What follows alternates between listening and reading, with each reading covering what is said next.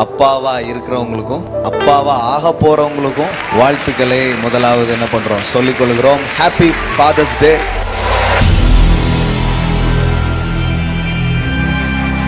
இயேசு இந்த பூமிக்கு வந்தபோது முக்கியமான ஒரு வெளிப்பாட்டை அவர் இந்த பூமியில கொண்டு வந்து கொடுத்தார். கடவுளின் பெயர் என்ன? What is the name of God? Yesu வந்து சொல்றாரு, உம்முடைய நாமத்தை நான்.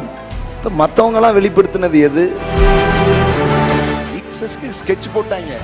எதுக்குடா ஸ்கெட்ச் போட்டீங்க? எனக்கு அவன் சொல்றான், நீ கடவுள் என்னன்னு சொல்ற? அந்த யாவேங்கிற பேரையே இவங்க வந்து என்ன பண்ணுவாங்கன்னா, ரொம்ப எழுதும் போதெல்லாம் போய் பேனாவை கழுவிட்டு வந்து திருப்பி எழுதுவாங்களாம். இப்போ முக்கியமான வெளிப்பாடு என்ன? கடவுள் உங்கள் தகப்பனாக இருக்கிறார். கிறிஸ்டியானிட்டி இஸ் நாட் கடவுள் பக்தன். கடவுள் இருக்கிறார், ஒரு பக்தன், அப்படி கிடையாது. இது தகப்பன் சாமி. எல்லோரும் கடவுள் என்று உங்கள் அப்பாவைத்தான் அழைத்து கொண்டிருக்கிறார்கள். அவர் வந்து இஸ்ரவேல் குலசாமி இல்ல, அவர் மனுகுலசாமி. எங்க குலம் தெய்வம் இயேசு.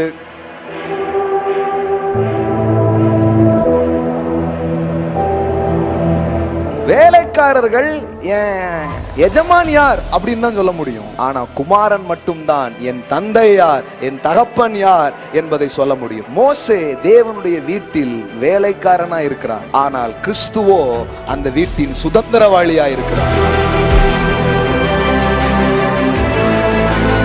இயேசுவை அனுப்புனதே எதுக்கு தெரியுமா? இவர் மாதிரி தான் நான் உன்னையும் நேசிக்கிறேன்னு காட்டுறதுக்காக. அவர் சொல்றாரு, பிதாவே நீர் எனக்கு கொடுத்த மகிமையை நான் அவர்களுக்கு கொடுக்கிறேன். பிதா என்ன அனுப்புன மாதிரி நான் உங்களை அனுப்புறேன் அப்படின்னு.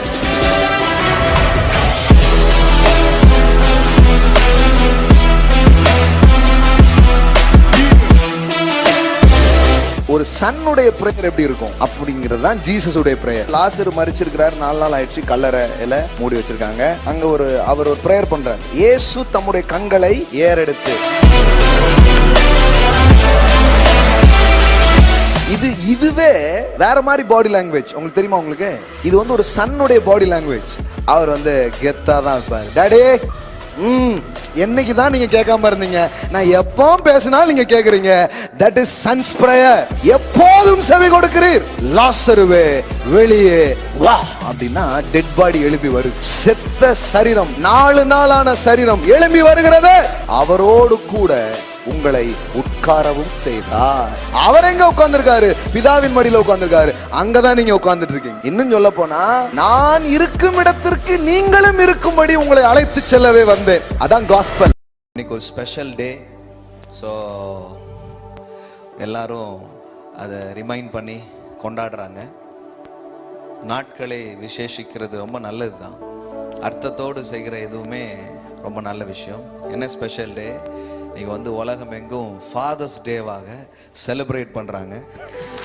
அப்பாக்களின் தினமாக அந்த நாட்கள் கொண்டாடப்படுகிறது. ஸோ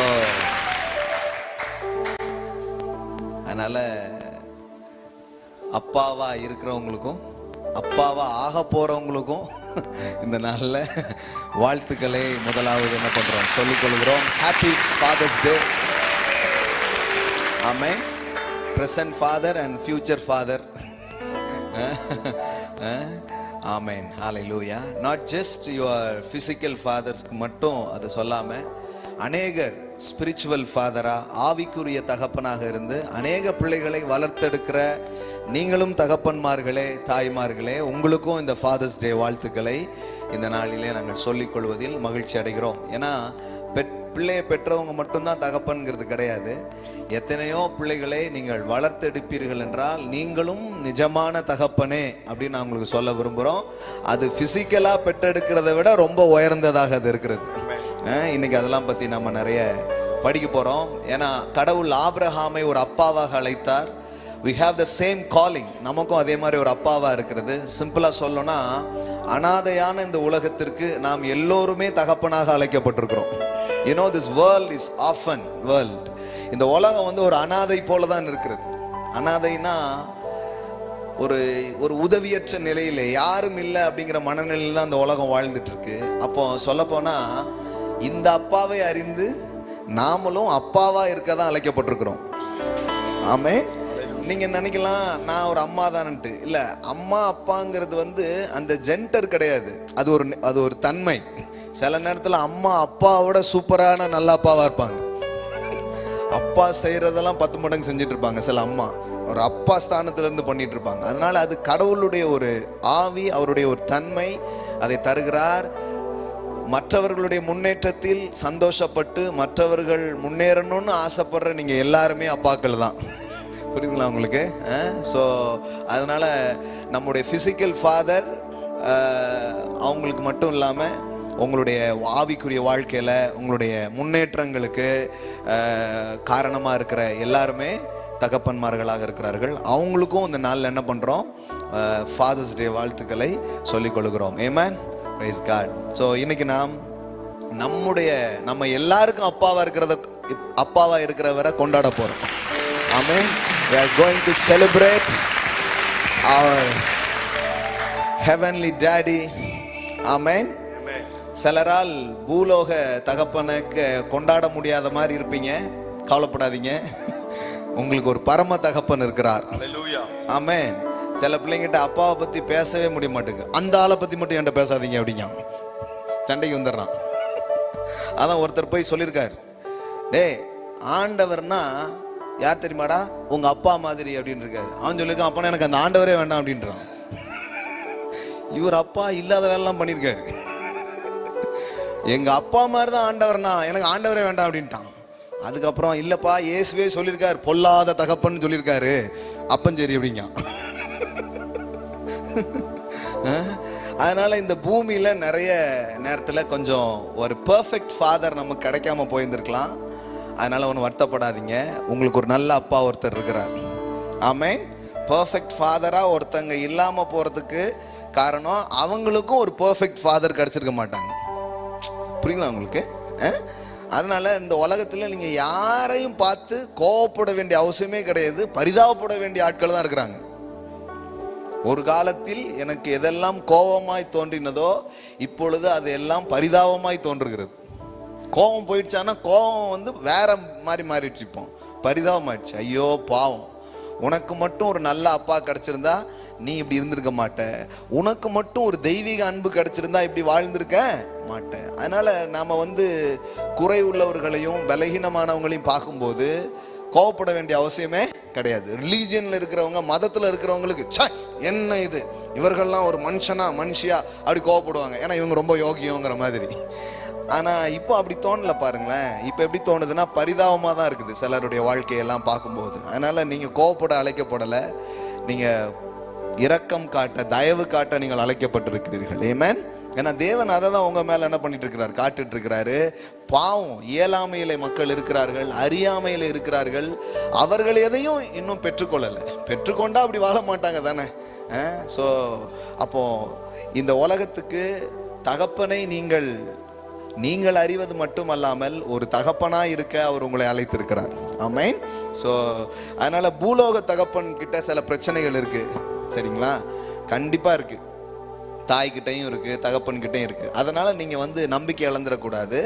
அவங்கெல்லாம் உடஞ்ச இடத்துல இருந்து வர்றாங்க. நீங்க ஒரு நல்ல அப்பாவை அறிந்து நீங்க ஒரு நல்ல ஃபாதரா நாளைக்கு எழும்புறதுக்கு வாய்ப்பு இருக்கு. ஆமென். வாழ்க்கையில வந்து 2 தீர்மானங்கள். ஒரு குடிகார தகப்பனுக்கு பிறந்த 2 பிள்ளைகள். ஒருத்தன் சமூகத்துல உயர்ந்த இடத்துல வந்துட்டான், ஒருத்தன் குடிகாரனாவே வாழ்றான். 2 பேரையும் கூப்பிட்டு ஒரு நாள் பத்திரிகை நிருபர்கள் வந்து பேட்டி எடுக்கிறாங்க. எப்பா உங்க அப்பா குடிகாரரு, ஆனா உன் அண்ணன் உன் தம்பி வந்து என்ன ஆயிடுச்சான், பெரிய ஆள் ஆயிட்டான், நீ குடிகாரனாவே இருக்கிற, என்ன காரணம்ட்டு. அப்போ அந்த குடிகாரன் பையன் சொன்னா, எங்க அப்பா குடிகாரரா இருந்தார், எனக்கு ஒரு நல்ல மாடலா இல்லை, அவர் மட்டும் கரெக்டா இருந்தா நானும் கரெக்டா இருந்திருப்பேன், அவரை பார்த்தா நானும் குடிச்சு கெட்டு போயிட்டேன் அப்படின்னா. இன்னொரு பையன் சொன்னா, நான் வாழ்க்கையில் ஒரு தீர்மானம் பண்ணேன், எங்கள் அப்பா மாதிரி இருக்கக்கூடாது, வேற மாதிரி நான் வரணும் அப்படின்ட்டு, அதனால தான் உயர்ந்த இடத்துக்கு வந்தேன் அப்படின்னு சொன்னான்னா.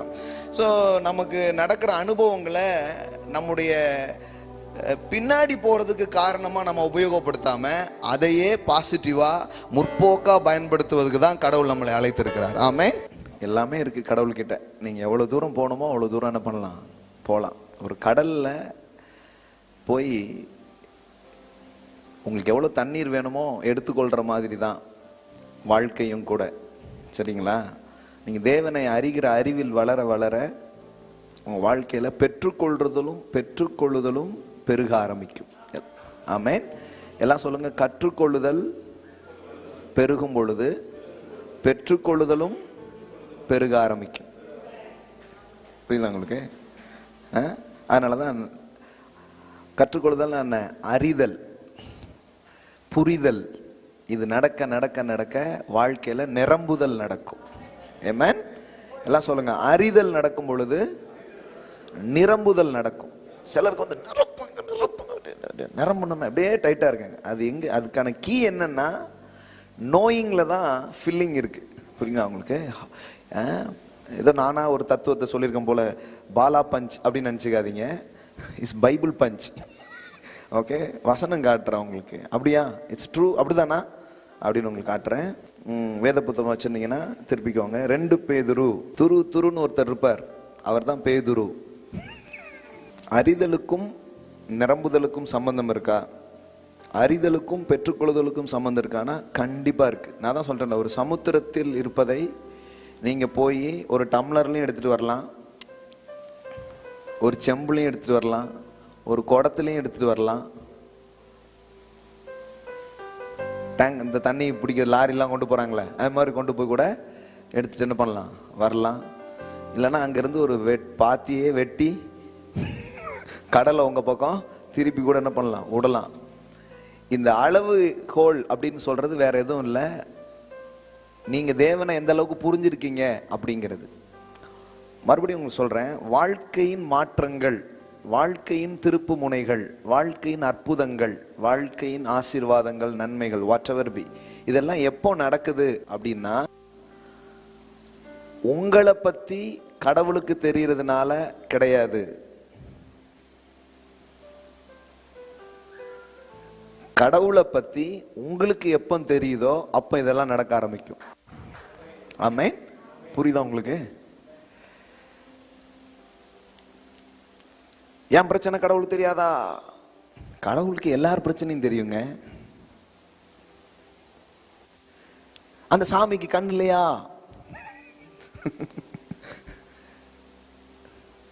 ஒருத்தி அப்படிதான் நினைச்சிட்டு போயிட்டு இருக்கா வனாந்தரத்துல. ஏன்னா கணவன் வந்து கைவிட்டான்னு என்ன அனுப்பிச்சு விட்டான். ஆபிரகாம் கூட வாழ்ந்ததுல அவளுக்கு கிடைச்சது வெறும் தண்ணி பாட்டில் மட்டும்தான், ஒரு வாட்டர் கேனை மட்டும் கொடுத்து அனுப்பிட்டான். ஆபிரகாம் கூட வாழ்ந்து கூட அவளுக்கு கிடைச்சது ஒரு துருத்தி ஒரு பாட்டில் தண்ணி தான். ஆனா ஆண்டவரோடு ஒரு வாழ்க்கை வாழ்ந்தா நீரூற்றே அவளுக்கு சொந்தமாயிடுச்சு. ஆமென். அதுக்கப்புறம் தான் அத்தியாயம் வேற மாதிரி ஆரம்பிக்கும். ஆமென். ஆமா. அதனால பெரிய பெரிய ஆட்களோட இருக்கிறதுனால நீங்க ஏதோ அதனால பெரியவர் உங்க கூட இருக்கிறதுனால தான் வாழ்க்கை நல்லா ஆகும். ஆமென்.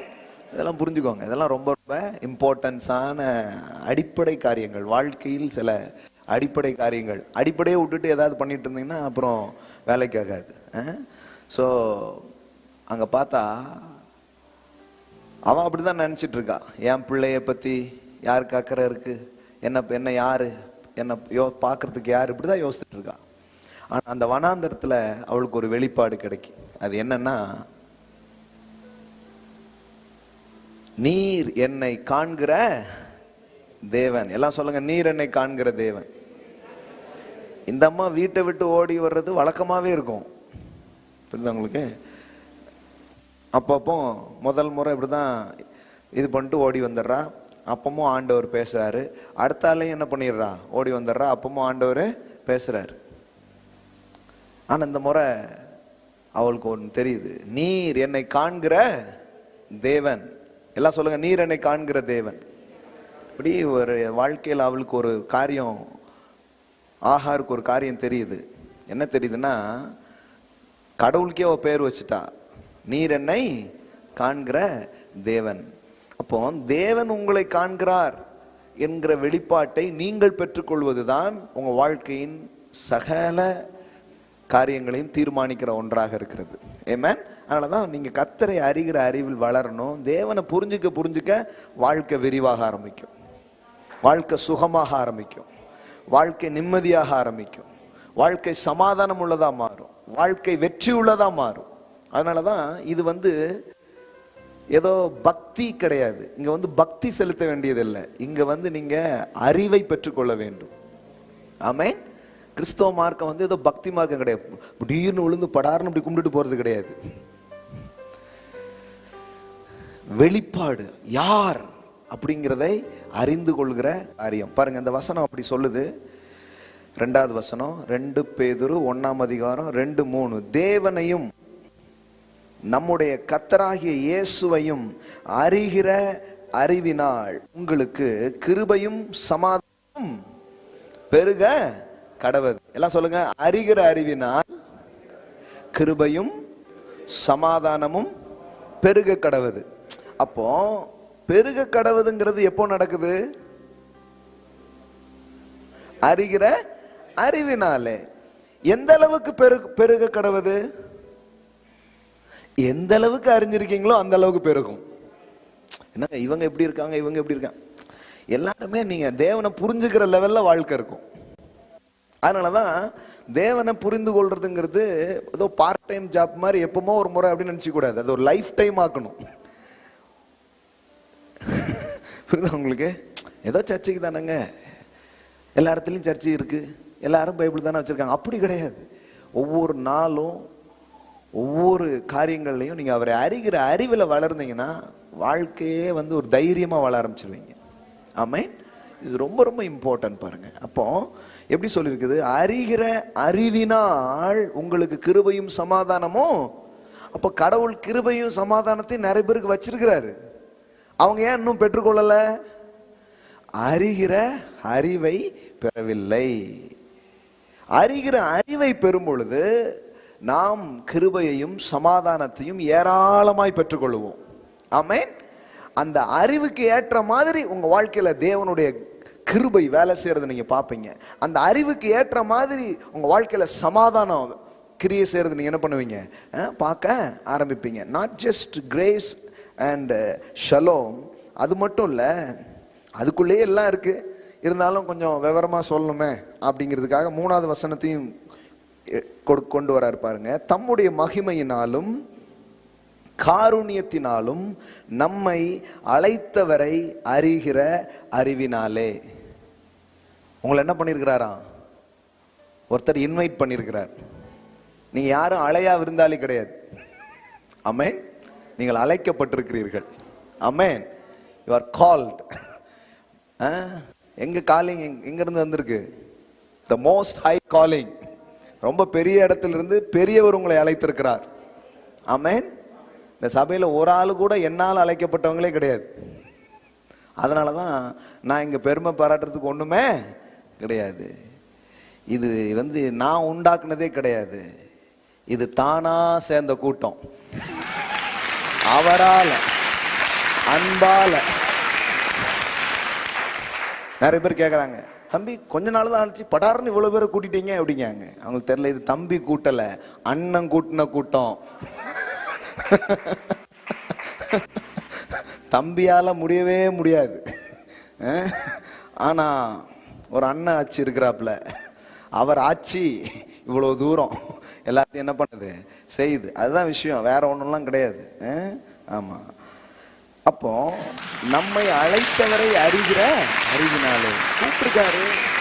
கிறிஸ்தவத்துக்குள்ள வந்துட்டாங்க நிறைய பேரு. ஆனாலும் நிறைய பேர் வாழ்க்கை அப்படியே தான் இருக்கு. ஏன் தெரியுமா? கூப்பிட்ட ஆள் யாருன்னு ஒன்றும் தெரியல. அவர் மகிமை என்ன, மகத்துவம் என்ன, நம்மளை கூப்பிட்டாரு, அவர் எப்பேற்பட்டவர். ஒருத்தர் லிஃப்ட் கேட்குறீங்க, உங்க நிறுத்தி உள்ள என்ன பண்ணிக்கிறாரு, வண்டியில ஏத்திக்கிறாரு, போயிட்டே இருக்கிறீங்க. எங்க போகணும் அப்படின்னு கேட்கிறாரு. அவரு ஊர்ல இருக்கிற எல்லா இதை பத்தியும் தெரியும். ஆனா நீங்க அவருக்கு எந்த ரெஸ்பான்ஸ் பண்ணாம கொஞ்சம் நுப்பாட்டுங்க அப்படின்னு ரோட்ல யாராவது ஒருத்தருக்கு டிக்கெட்ல கூப்பிட்டு, அண்ணாச்சி வழி எப்படி கொஞ்சம் சொல்லுங்க அப்படின்னா எப்படி இருக்கும்? இது எப்படின்னா, எல்லாம் உங்களை கூப்பிட்டு உங்களை கூட்டிட்டு போறவர் யாரு அப்படிங்கிறது தெரிஞ்சாதான் வாழ்க்கை வந்து ரொம்ப வெற்றிகரமா இருக்க ஆரம்பிக்கும். அப்போ அங்க என்ன போட்டிருக்குன்னா, அழைத்தவரை அறிகிற அறிவினால், அந்த அறிவினால தான் என்ன நடக்க போகுது, ஜீவனுக்கும் தேவ பக்திக்கும் வேண்டிய யாவற்றையும் அவருடைய திவ்ய வல்லமையானது நமக்கு தந்தல்லதும் அன்றி என்று எழுதப்பட்டிருக்கிறது. இது ரொம்ப ஆழமான ஒரு வார்த்தை. இன்னைக்கு அப்புறம் இதுவே மெசேஜ் ஆயிடக்கூடாது, லைட்டா மட்டும் சொல்றேன். லைஃப் அண்ட் காட்லினஸ், எல்லாம் சொல்லுங்க, லைஃப் அண்ட் காட்லினஸ். சிலர் சொல்லுவாங்க, கடவுளுக்கு உங்க வாழ்க்கையை பத்திலாம் அக்கறை கிடையாது, நீங்க ஆவிக்குரிய வாழ்க்கையில மட்டும் நல்லா இருக்கிறது தான் அவருக்கு அக்கறை அப்படின்றாங்க. அவங்களுக்காக தான் அந்த வசனத்தை எழுதி வச்சிருக்கு.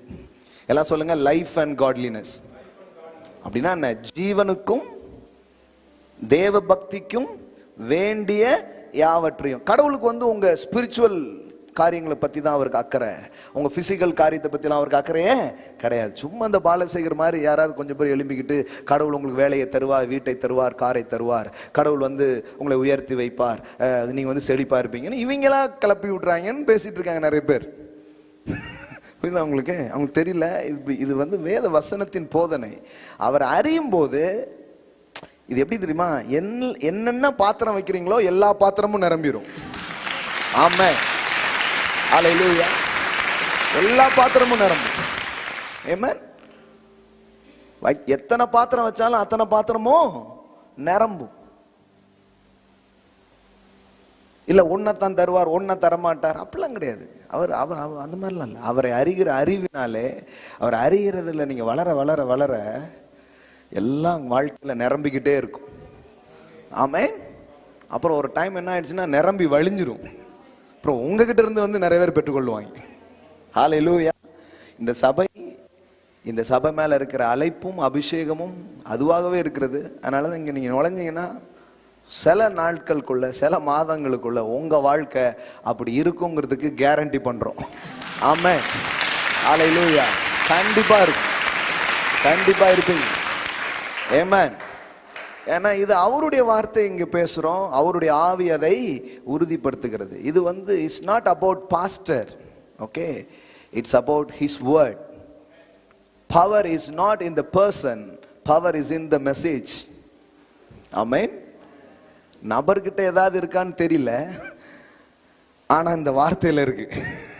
ஆமென், கண்டிப்பா இருக்கு. அதனாலதான் இங்க வந்து ரொம்ப அட்டென்ஷனை இது கொடுக்கணும், இதுல நீங்க ரொம்ப கவனமா இருக்கணும், இதுல ரூட்டடா ஆக்கணும் அப்படிங்கிறதுலாம் நம்ம திரும்ப திரும்ப என்ன பண்றோம், மக்களுக்கு சொல்லித்தரோம். அப்ப உங்களுக்கு புரிஞ்சுச்சுல, அறிவதில் தான் நிரம்புதல் இருக்கிறது, அறிவதில் தான் பெருகுதல் இருக்கிறது, அறிவதில் தான் வாழ்க்கையின் அனைத்து காரியங்களுக்கும் பதில்கள் இருக்கிறது. ஆமென். அப்போ ஒவ்வொரு நாளும் உங்க உங்க உங்க உங்க உள்ளம், உங்க மனது எதை நோக்கி டிராவல் பண்ணணும், ஏங்கணும்னா அவரை பார்த்து கேட்கணும், இன்னும் நான் உங்களை அறியணும். எல்லாம் சொல்லுங்க, அப்பா இன்னும் உம்மை அறியணுமே. ஆமென்.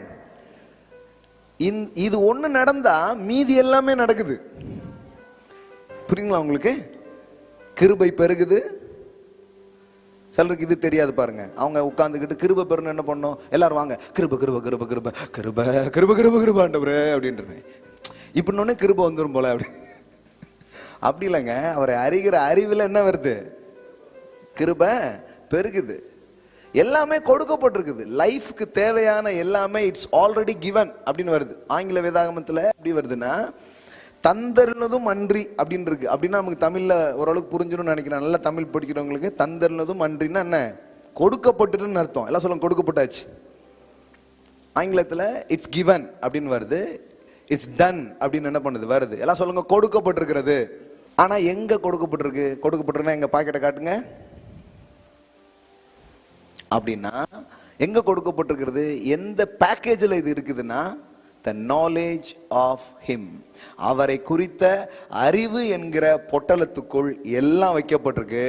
இது நடக்க நடக்க பொட்டலம் பிரிஞ்சு சிந்தி கொட்டிக்கிட்டே இருக்கும் உங்க வாழ்க்கை. ஆமென்.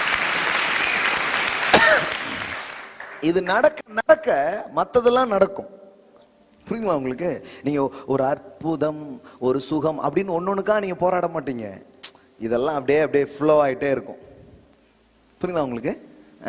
இதுதான் நிஜமா நடக்கிற ஸ்பிரிச்சுவல் growth-ஆக இருக்கிறது. இது இந்த understanding of God it solve all your problems. தேவனை நீங்கள் புரிந்து கொள்றது ரொம்ப முக்கியம். இன்னைக்கு அதை பற்றிய ஒரு முக்கியமான பரிமாணத்தை இன்னைக்கு நம்ம பேச போறோம். ஆனா இது உங்களுக்கு தெளிவா இருக்கா? அறியறது ரொம்ப முக்கியம். இன்னொரு 2 ஸ்கிரிப்சர் காட்டட்டுமா? அறியறதுனால தான் எல்லாமே அப்படின்ட்டு 100 ஸ்கிரிப்சர் கூட காட்டலாம். ஆனா 2 ஸ்கிரிப்சர் மட்டும் உங்களுக்கு காட்டுறேன் பாருங்க. தானியேல் 11:32. இந்த இடத்துக்கு வந்திருப்பீங்கன்னா நான் இதை ஒரு 100 முறையாவது இந்த வசனத்தை கோட் பண்ணியிருப்பேன். Daniel 11:32. அதனுடைய பின்பகுதியை பாருங்கள். தங்கள் தேவனை என்று வருகிறதா? அதுல இருந்து மட்டும் பாருங்க. தங்கள் தேவனை அறிந்திருக்கிற ஜனங்கள் திடன் கொண்டு அதற்கு ஏற்றபடி செய்வார்கள். அப்படின்னா என்ன அர்த்தம்? கர்த்தரை ஒரு மனுஷன் அறியும் போது வாழ்க்கையில ஒரு திடன் வருது, ஒரு கரேஜ் அண்ட் கான்ஃபிடன்ஸ், ஃபெய்த் எல்லாமே அவனுக்குள்ள என்ன பண்ண ஆரம்பிக்குது? உருவாக ஆரம்பிக்கிறது. என்ன பண்ற பாருங்க, know that God will display என்ன போட்டிருக்குது? strength and take action. கர்த்தரை ஒரு மனுஷன் அறியும் போது அதற்கு ஏற்றபடி செய்வார்கள். இன்னொரு டிரான்ஸ்லேஷன்ல ரொம்ப நல்லா வருது. அந்த செய்வார்கள்ங்கிறது எப்படி வருதுன்னா, ஒரு தீவிரவாதி மாதிரி அவங்க எக்ஸ்ப்ளாய்ட் சொல்றாங்கல்ல, போயிட்டு அதாவது வெடிச்சு செதற மாதிரி ஆயிடும். அவங்களுக்குள்ள இருந்து என்னெல்லாமோ வெடிச்சு கிளம்புமா. அதற்கு ஏற்றபடி செய்வார்கள். அப்போ மெஷர் எப்படி கனெக்ட் பண்றோம்னா, நீங்க தேவனை உண்மையிலே தேவனை அறிஞ்சா பயம் வராது, தேவனை அறிஞ்சா திடன் வரும். நீங்க கர்த்தரை அறியறீங்களா அறியலையான்னு எப்படி கண்டுபிடிக்கலாம்னா, சில இடத்துல போய் உட்கார்ந்தீங்கன்னா ஏற்கனவே நீங்க நடுங்கிட்டு போயிருப்பீங்க, அவங்க இன்னும் கொஞ்சம் நடுக்கத்தை உங்களுக்கு கொடுத்து அனுப்புவாங்க. முன்னாடி இந்த கருவேப்பிலை கொத்தமல்லாம் எக்ஸ்ட்ரா கொடுப்பாங்கல்ல, அது மாதிரி இவங்க ஏற்கனவே பாஸ் ஆடிக்கிட்டு இருக்கு, போனா நிக்குமான்னு தான் வந்திருப்பீங்க. நீங்க அப்புறம் போகும்போது உங்களை யாராவது தூக்கிட்டு போக வேண்டியது இருக்கும். அந்த மாதிரி ஆகிரும். அதனால கரெக்டான இடத்துல போய் கரெக்டா கேட்கணும். ஏன்னா அவர் அறிகிற அறிவு வந்தா உங்களுக்கு என்ன வரும்? திடன். எல்லாம் சொல்லுங்க, திடன். நம்பிக்கை வருதா? ஒரு இடத்துல போய் உட்கார்ந்தா நம்பிக்கை வருதா? தைரியம் வருதா? அது ரொம்ப முக்கியம். அப்படிதான் வரும் இருக்கு. தங்கள் தேவனை அறிந்திருக்கிற ஜனங்கள் திடன் கொண்டு.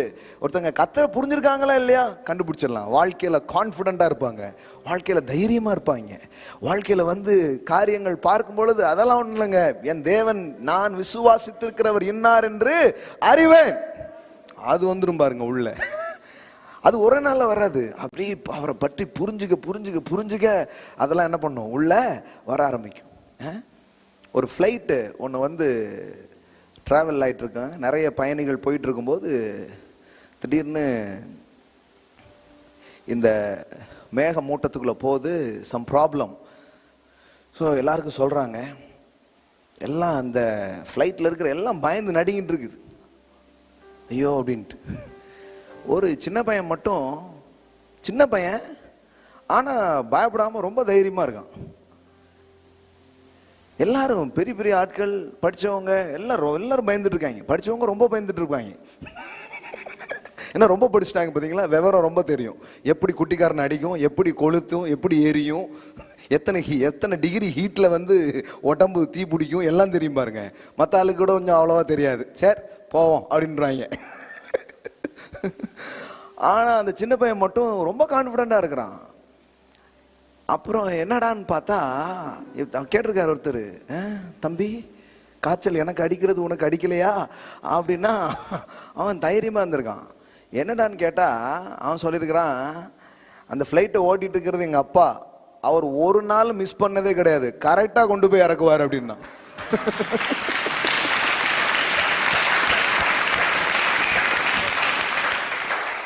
ஆமென். பிதாவை பற்றிய அறிவு உலகமே கலங்கிருக்கும் சூழலிலும் கூட உங்களை தைரியமாய் வாழ வைக்கும். அவன் சொல்லியிருக்கிறான், எத்தனையோ முறை எங்க அப்பா கூட நான் டிராவல் பண்ணியிருக்கிறேன், இந்த மாதிரி எத்தனையோ முறை வந்திருக்குது, ஒரு முறை கூட அவர் மிஸ் பண்ணது கிடையாது, எல்லார் முறையும் கரெக்டா தர இறக்குவார். அதனால எங்க அப்பாவை எனக்கு தெரியும், அதனால பயம் இல்லை. இதைத்தான் கடவுள் உங்களுக்கு தர விரும்புறாரு. கொரோனா வந்துருமா பிரதர்? குருமாவா? ஏதோ குருமாங்காங்களே, வெட்டிக்கிளிங்க இப்போ வந்து A131ங்காங்க, இன்னும் என்னெல்லாமோ சொல்லிட்டு இருக்காங்க. இதெல்லாம் எனக்கு கிடையாது. என் அப்பாவை பற்றிய அறிவு கரெக்டா சேர்க்க வேண்டிய இடத்துல சேர்க்க வேண்டிய நேரத்துல என்ன கரெக்டா கொண்டு போய் விடுவார். இதுதான் முக்கியம். ஆமென்.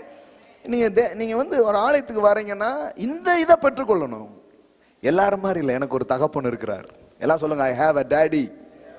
எல்லாம் சொல்லுங்க, எனக்கு ஒரு அப்பா இருக்கிறாரு, கரெக்டா தர இறக்குவாரு. ஆமென்.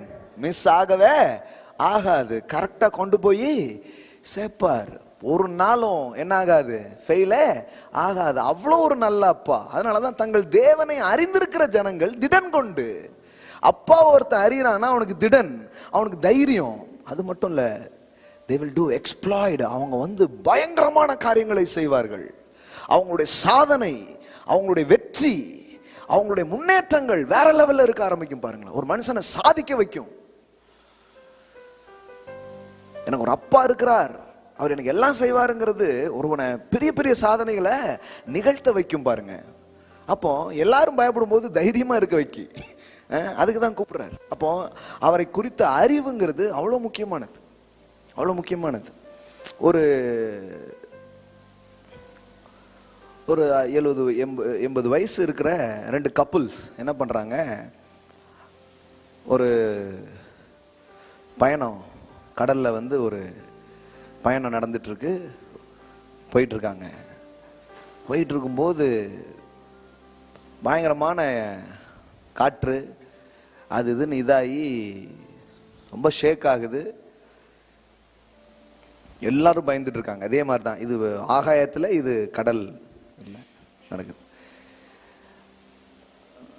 வந்து ஒரு தாத்தா பாட்டி அதுல கப்பல்ஸ். இதுல வந்து பாத்தீங்கன்னா தாத்தா வந்து தைரியமா இருக்கிறாப்புல. எல்லாரும் என்ன பண்றாங்க, நடுங்கிட்டு இருக்கும்போது தைரியமா இருக்கிறார்.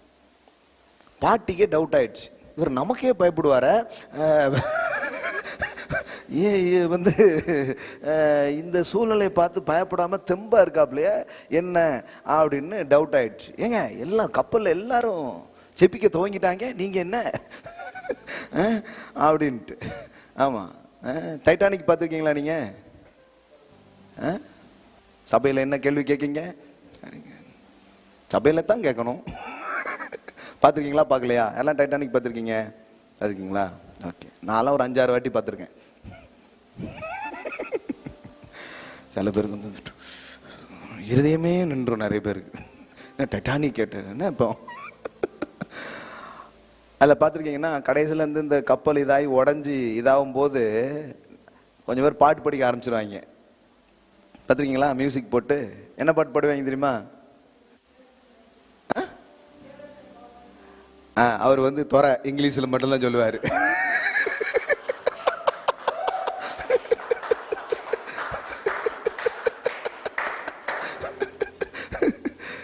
உம்மண்டை கத்தரே இன்னும் நான் நெருங்கி சேரட்டுமே, கொஞ்சம் வந்துட்டா போதும், வந்துடுற ஆண்டவரே. இங்கிலீஷ்ல போட்டிருக்காங்க, அதனால நம்ம நிறைய கவனிக்கல. அந்த டியூன் வந்து எடுத்து பார்த்தீங்கன்னா அது என்ன டியூனு, நம்ம சிஎஸ்ஐ சபையிலாம் நாங்கள் கொயர்ல இருக்குன்னு பாடுவோம். உம்மண்டை பெட்டி தூக்கிட்டு போகும்போது பாடுவாங்க. நான் சேரட்டும், பயமா இருக்கும். ஐயோ, இவன் போற போக்குல நம்மளையும் சேர்த்துருவாங்க போல. சிலருக்குலாம் அந்த அனுபவங்கள் இருக்காது, அது வித்தியாசமா இருக்கும். அந்த பாட்டு தான் பாடிட்டு இருப்பாங்க. ஒரு நம்பிக்கையான பாட்டு பாடணும்னா பாட்டு சேர்ந்துருதோம் அப்படின்ட்டு. இந்த பயணத்துல வந்து பாத்தீங்கன்னா தாத்தா வந்து எப்படி தைரியமா இருக்கீங்கன்ட்டு கேட்டேன். உடனே தாத்தா வந்து ஒரு ஷார்ப்பான ஒரு கத்தி சரட்டுன்னு எடுத்து பாட்டி கழுத்துல அப்படி வச்சாராம்.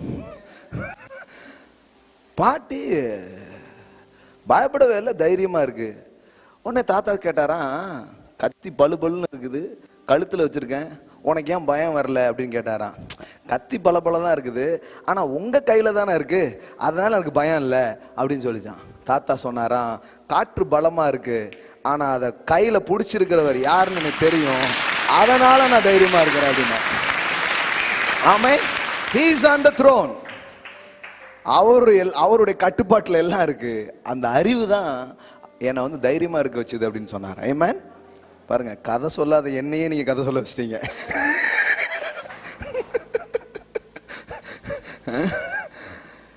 என்ன பண்றது, எல்லா மக்களுக்கும் புரியணும்ல.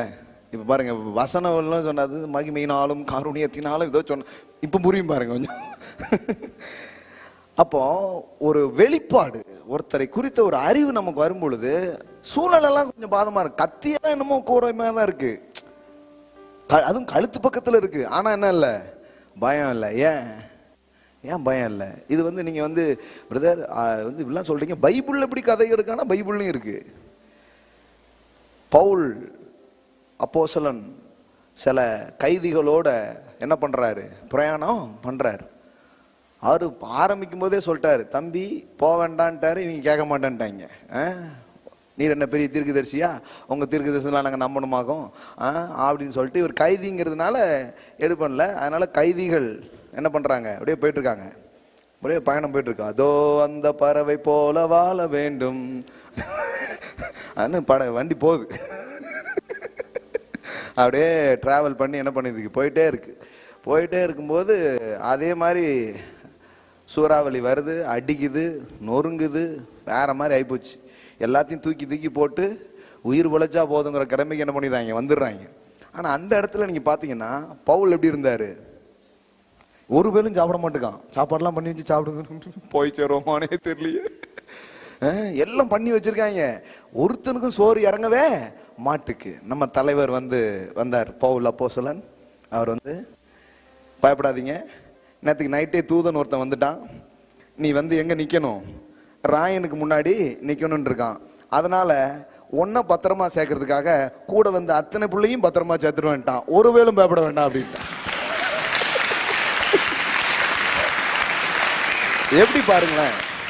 எப்படி பாருங்களேன், நீங்க போற பஸ் உங்களுக்காகவே பத்திரமா போகும். ஆமென். நீங்க இருக்கிற ஊர் உங்களின் நிமித்தமே நல்லா இருக்குங்கிற நான் உங்களுக்கு. ஆமென். உங்களின் நிமித்தம் ஆண்டவர் செய்வாருங்க சில காரியத்தை, உங்க குடும்பத்துல சில காரியத்தை ஆண்டவர் செய்வார். ஆமென். உங்கள் நிமித்தம் செய்வார். ஆமென். ஏன்னா நீங்க அவருக்கு ரொம்ப முக்கியம். பைபிள்ல நிறைய நேரத்துல பார்த்தா அந்த சம்பவம் முக்கியமாங்கிறது தெரியாது, ஆனா நம்ம ரொம்ப முக்கியங்கிறதுனால ஆண்டவர் எல்லாத்தையும் செஞ்சுட்டே இருப்பார். நீங்க அப்படி படிச்சிருக்கீங்களா பைபிள்ல? இவன் ஆண்டவருடைய வார்த்தை இப்படி நடக்காம ஒய்ஃப் சொன்னதை கேட்டு ஆகாரோட குழந்தைய பெற்றுருவான். யாரு? நம்ம தகப்பன், விசுவாசிகளின் தகப்பன். நம்ம ஏன் இப்ப இப்படி இருக்குன்னு தெரியுதா? தகப்பனே அப்படிதான் இருந்திருக்காரு. அவர் வந்து பண்ணிடுறாரு. இதனால வீட்டுக்குள்ள ஒரே சண்டை, ஏகப்பட்ட பிரச்சனை ஓடிக்கிட்டு இருக்கு வீட்டுக்குள்ள. இவன் ரொம்ப சோகமா இருக்கான். கடவுள் வந்து பார்த்தாரு, ஏன்பா இவ்வளோ சோகமா இருக்க?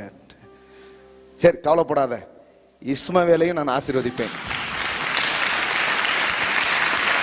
இஸ்மவேல் is not a plan of God. Ishmael is the mistake of Abraham. கடவுள் அதை மாஸ்டர் டேக் ஆகுறேன்ட்டார். ஆமென். இன்னைக்கு வரைக்கும் உட்கார்ந்து சாப்பிட்டுட்டு இருக்காங்க பயப்பிள்ளைங்க. புரிந்தவர்கள் பாக்கியவான்கள், புரியாதவர்கள் அதை விட பாக்கியவான்கள். அன்னைக்கு விட்டார் பாருங்க ஒரு பிளெஸிங்ஸ், இன்னைக்கு வரைக்கும் வாழ்ந்துட்டு இருக்காங்க. யூதர்களே வந்து பாருங்க, நாங்களும் ஆசீர்வதிக்கப்பட்டவங்க.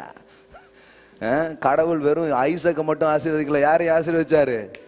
எங்களையும் தான் அப்படின்னு சொல்லி இன்னைக்கு என்ன பண்ணிட்டு இருக்காங்க, அப்படியே நிக்குது பாருங்களேன் கெத்தா.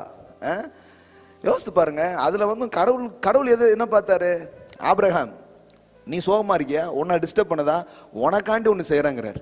அதான் அவருடைய தாராளம். ஆமென். அவருடைய ஏராளங்கிறது அப்படிப்பட்டது பாருங்களேன். இதுதான் விஷயம்.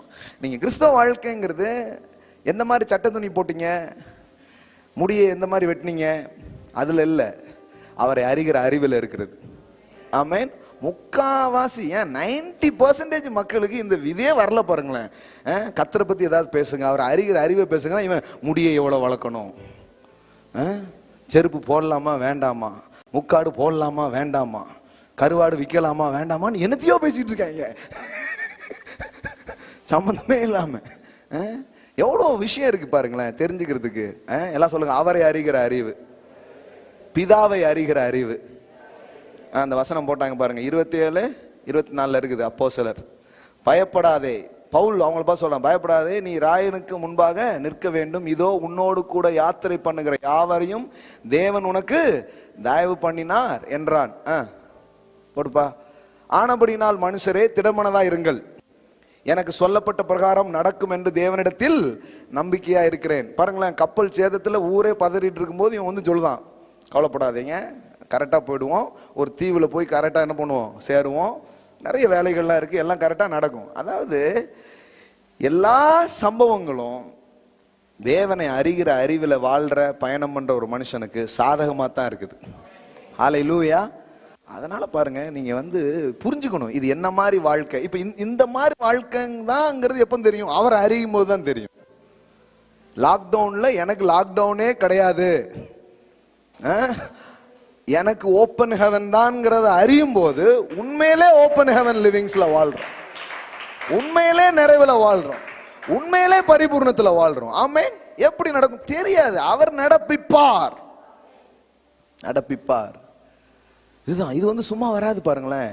நோயிங், நோயிங் எந்த அளவுக்கு தெரியுது, சமுத்திரத்துல எந்த அளவுக்கு நீங்க எடுக்கலாம், உங்க பாத்திரம் சைஸ்க்கு நீங்க எடுக்கலாம், எந்த அளவுக்கு அந்த வெளிச்சம் இருக்குதோ, வெளிப்பாடு இருக்கிறதோ அவ்வளவு நீங்க அள்ளலாம். அதனால அடிக்கடி சொல்லுவேன், your revelation level is determine your receiving level. கடவுள் என்னெல்லாமோ வச்சிருக்கிறார், எத்தனை கோடி இன்பம் வைத்தா இறைவா அப்படின்னு வெளியில் உள்ளவனே சொல்றான். கடவுள் என்னெல்லாமோ வச்சிருக்கிறார், ஆனா நீங்க அவரை அறிய அறிய அறிய அள்ள ஆரம்பிப்பீங்க. ஆமென். அப்புறம் சொல்ல ஆரம்பிப்பீங்க. ஆமென். இது எல்லாமே இதுக்குள்ளதான் இருக்குது. ஓகே, சரியான விதத்தில் அறியணும், அது ரொம்ப முக்கியமா வருது. அறியும் போது என்ன நடக்கும் அப்படிங்கிறது லைட்டா சொல்றேன். இன்னொரு ஸ்கிரிப்சர் சொல்லிட்டு செய்திக்குள்ள நம்ம தான் போறோம்.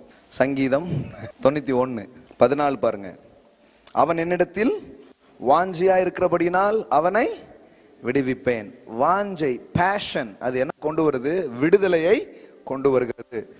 என் நாமத்தை அவன் அறிந்திருக்கிறபடியினால், எல்லாம் சொல்லுங்க, என் நாமத்தை அவன் அறிந்திருக்கிறபடியினால். நாமம்னா என்ன, என்னங்க, எல்லாம் தெளிவா சொல்லிடணும். நாமம்னா என்ன, பெயர், எல்லாம் சொல்லுங்க, பெயர், அதான் நாமம். அவன் என் பெயரை அல்லது நான் யார் என்பதை அவன் அறிந்திருக்கிறபடியினால், எல்லாம் சொல்லுங்க, அறிந்திருக்கிறபடியினால் அவனை உயர்ந்த அடைக்கலத்தில் வைப்பேன். ஆமென். இப்ப இந்த இடத்துல நீங்க பாருங்களேன், உயர்வுக்கும் அவர் அறியறதுக்கும் சம்பந்தம் இருக்கா? இப்போ இந்த அளவுக்கு அறிவு இருக்குன்னா உயர்வும் எந்த அளவுக்கு வருது, இந்த அளவுக்கு அறியும் போது இந்த அளவுக்கு உயரும். அப்போ வாழ்க்கை எதனோட அட்டாச் பண்ணப்பட்டிருக்குன்னு புரிஞ்சுக்கோங்க. உங்க சந்தோஷம், உங்க செழிப்பு, உங்களுடைய பொட்டென்ஷியல், உங்களுடைய வாழ்க்கையினுடைய நம்பிக்கை எல்லாமே ஒரு விஷயத்தோட கனெக்டடா இருக்குது, ஒரு விஷயத்தோட அது இணைக்கப்பட்டதா இருக்குது. அது எந்த விஷயம்? Knowing daddy. எல்லாம் சொல்லுங்க, நோயிங். ஆமென். அப்போ இது ரொம்ப, இந்த அடிப்படை உங்களுக்கு புரியணும். கடவுள் எனக்கு தரலையா, உங்களுக்கு தரல, அப்போ உங்களுக்கு கடவுள் தெரியல, அவர் யாருன்னு உங்களுக்கு புரியல. உங்களுக்கு எப்படி தராம இருப்பாரு? உங்களுக்கு அப்போ தருகிற தகப்பனை நீங்கள் இன்னும் அறியாம இருக்கிறீங்க. அவர் யாருன்னு உங்களுக்கு புரிஞ்சுன்னா நீங்க தாராளமா அவரிடத்துல பெற்றுக்கொள்ள முடியும். அப்போ அவன் என் நாமத்தை அறிந்திருக்கிறபடினால் அவனை நான் உயர்ந்த அடைக்கலத்தில் வைப்பேன். அப்போ நீங்க அவரை அறிகிற அறிவுக்கும் உயர்வுக்கும் சமாதானத்துக்கும் கிருபைக்கும் வாழ்க்கையின் பதில்களுக்கும் உங்கள்கிட்ட இருந்து திறன் பொட்டென்ஷியல் வெளிப்படுவதற்கும் உங்களுடைய கான்ஃபிடன்ஸுக்கும் என்ன இருக்குது? பெரிய சம்பந்தம் இருக்குது. ஆமென். இது வரைக்கும் பேசுனது புரிஞ்சுச்சா? யாருக்கெல்லாம் புரிஞ்சு ஒரு ஆமென் சொல்லுங்க பார்ப்போம். ஓகே, இப்போ இதுல ரொம்ப முக்கியமான ஒரு அறிவு, அதை தான் இன்னைக்கு நம்ம என்ன பண்ண போறோம், பேச போறோம். அவன் என் நாமத்தை அறிந்திருக்கிறபடியினால். இயேசு இந்த பூமிக்கு வந்தபோது அவர் ஒரு முக்கியமான காரியத்தை செஞ்சார்.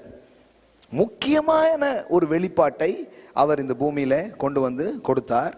அந்த வெளிப்பாட்டையும் அதன் மேன்மைகளையும் இன்னைக்கு கொஞ்சம் என்ன பண்ண போறோம், பார்க்க போறோம். யோவான் சுவிசேஷம் 17வது அதிகாரம், ஜான் காஸ்பல் சாப்டர் 17 verse 6. நீர் உலகத்தில் தெரிந்தெடுத்து எனக்கு தந்த மனுஷருக்கு உம்முடைய நாமத்தை வெளிப்படுத்தினேன். அதாவது முதல் அடிப்படை நீங்க தெரிஞ்சுக்கணும், இயேசு பிதாவை பார்த்து என்ன பண்றாரு? இந்த ஜெபத்தை அவர் செய்கிறார்.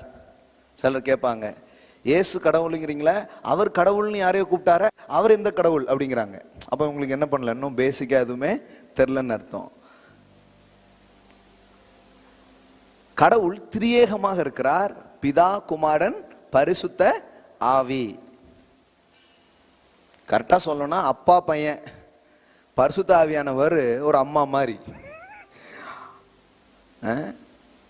ஏன்னா பைபிள்ல போட்டிருக்க ஒரு தேற்றவாளன். உங்களை யார் தேற்றுவா? தாய் போல. அதாவது நான் சொல்லும்போது தோற்றங்களை நான் பேசவில்லை, தன்மையை பற்றி பேசிக் கொண்டிருக்கிறேன். ஆமென். விளங்குதுங்களா?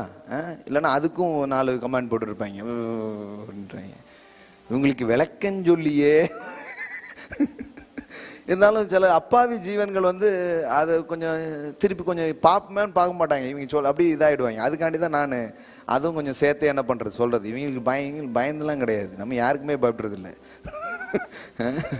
அதனால் வந்து இது கிடையாது. ஸோ புரிஞ்சுக்கோங்க, இப்போ நித்தியத்தில் குமாரனாக இருந்தவர் இப்பொழுது யாரா வந்திருக்காரு? மனுஷ குமாரனாக வந்திருக்கிறார். கண்ணியின் வயிற்றிலே பிறந்தவராய் மனுஷகுமாரனாய் வந்திருக்கிறார். இப்போ அவர் பரமபிதாவை நோக்கி என்ன பண்றாரு? ஜெபம் செய்யறாரு. அப்படி ஜெபம் பண்ணும்போது ஒரு முக்கியமான காரியத்தை இங்க சொல்றாரு. அதான் இன்னைக்கு படிக்க போறோம். என்ன சொல்றாரு? நீர் உலகத்தில் தெரிந்தெடுத்து எனக்கு தந்த மனுஷருக்கு உம்முடைய நாமத்தை வெளிப்படுத்தினேன். எல்லாம் சொல்லுங்க, உம்முடைய நாமத்தை வெளிப்படுத்தினேன். என்ன போட்டிருக்குது? I have manifested your name and revealed your very self, your real self. அப்படின்னா என்னன்னா, நீங்க உண்மையிலே யாருங்கிறத நான் காட்டினேன் அப்படிங்கிறாரு. ஹல்லேலூயா. உண்மையிலே நீங்க யாருங்கிறத நான் என்ன பண்ணேன்? காட்டினேன். எனக்கு நீங்க தந்தவங்களுக்கு நீங்க யாருங்கிறத நான் என்ன பண்ணிட்டேன்? காட்டிட்டேன். உம்முடைய நாமத்தை நான் அவர்களுக்கு வெளிப்படுத்தினேன் அப்படிங்கிறார். இப்ப என்ன கேள்வினா, இயேசு நாமம்னா என்ன? பெயர். இயேசு எந்த நாமத்தை அவர் வெளிப்படுத்தினார்? இதுதான் ரொம்ப முக்கியம். இதுங்க ஏற்கனவே நம்ம டீச் பண்ணியிருக்கிறோம். இருந்தாலும் இந்த பேசிக்ல இருந்து தான் இந்த போதனை தொடர முடியும். எந்த நாமத்தை வெளிப்படுத்தினார்? கடவுளுக்கு என்னென்ன நாமங்கள்லாம் இருக்கு?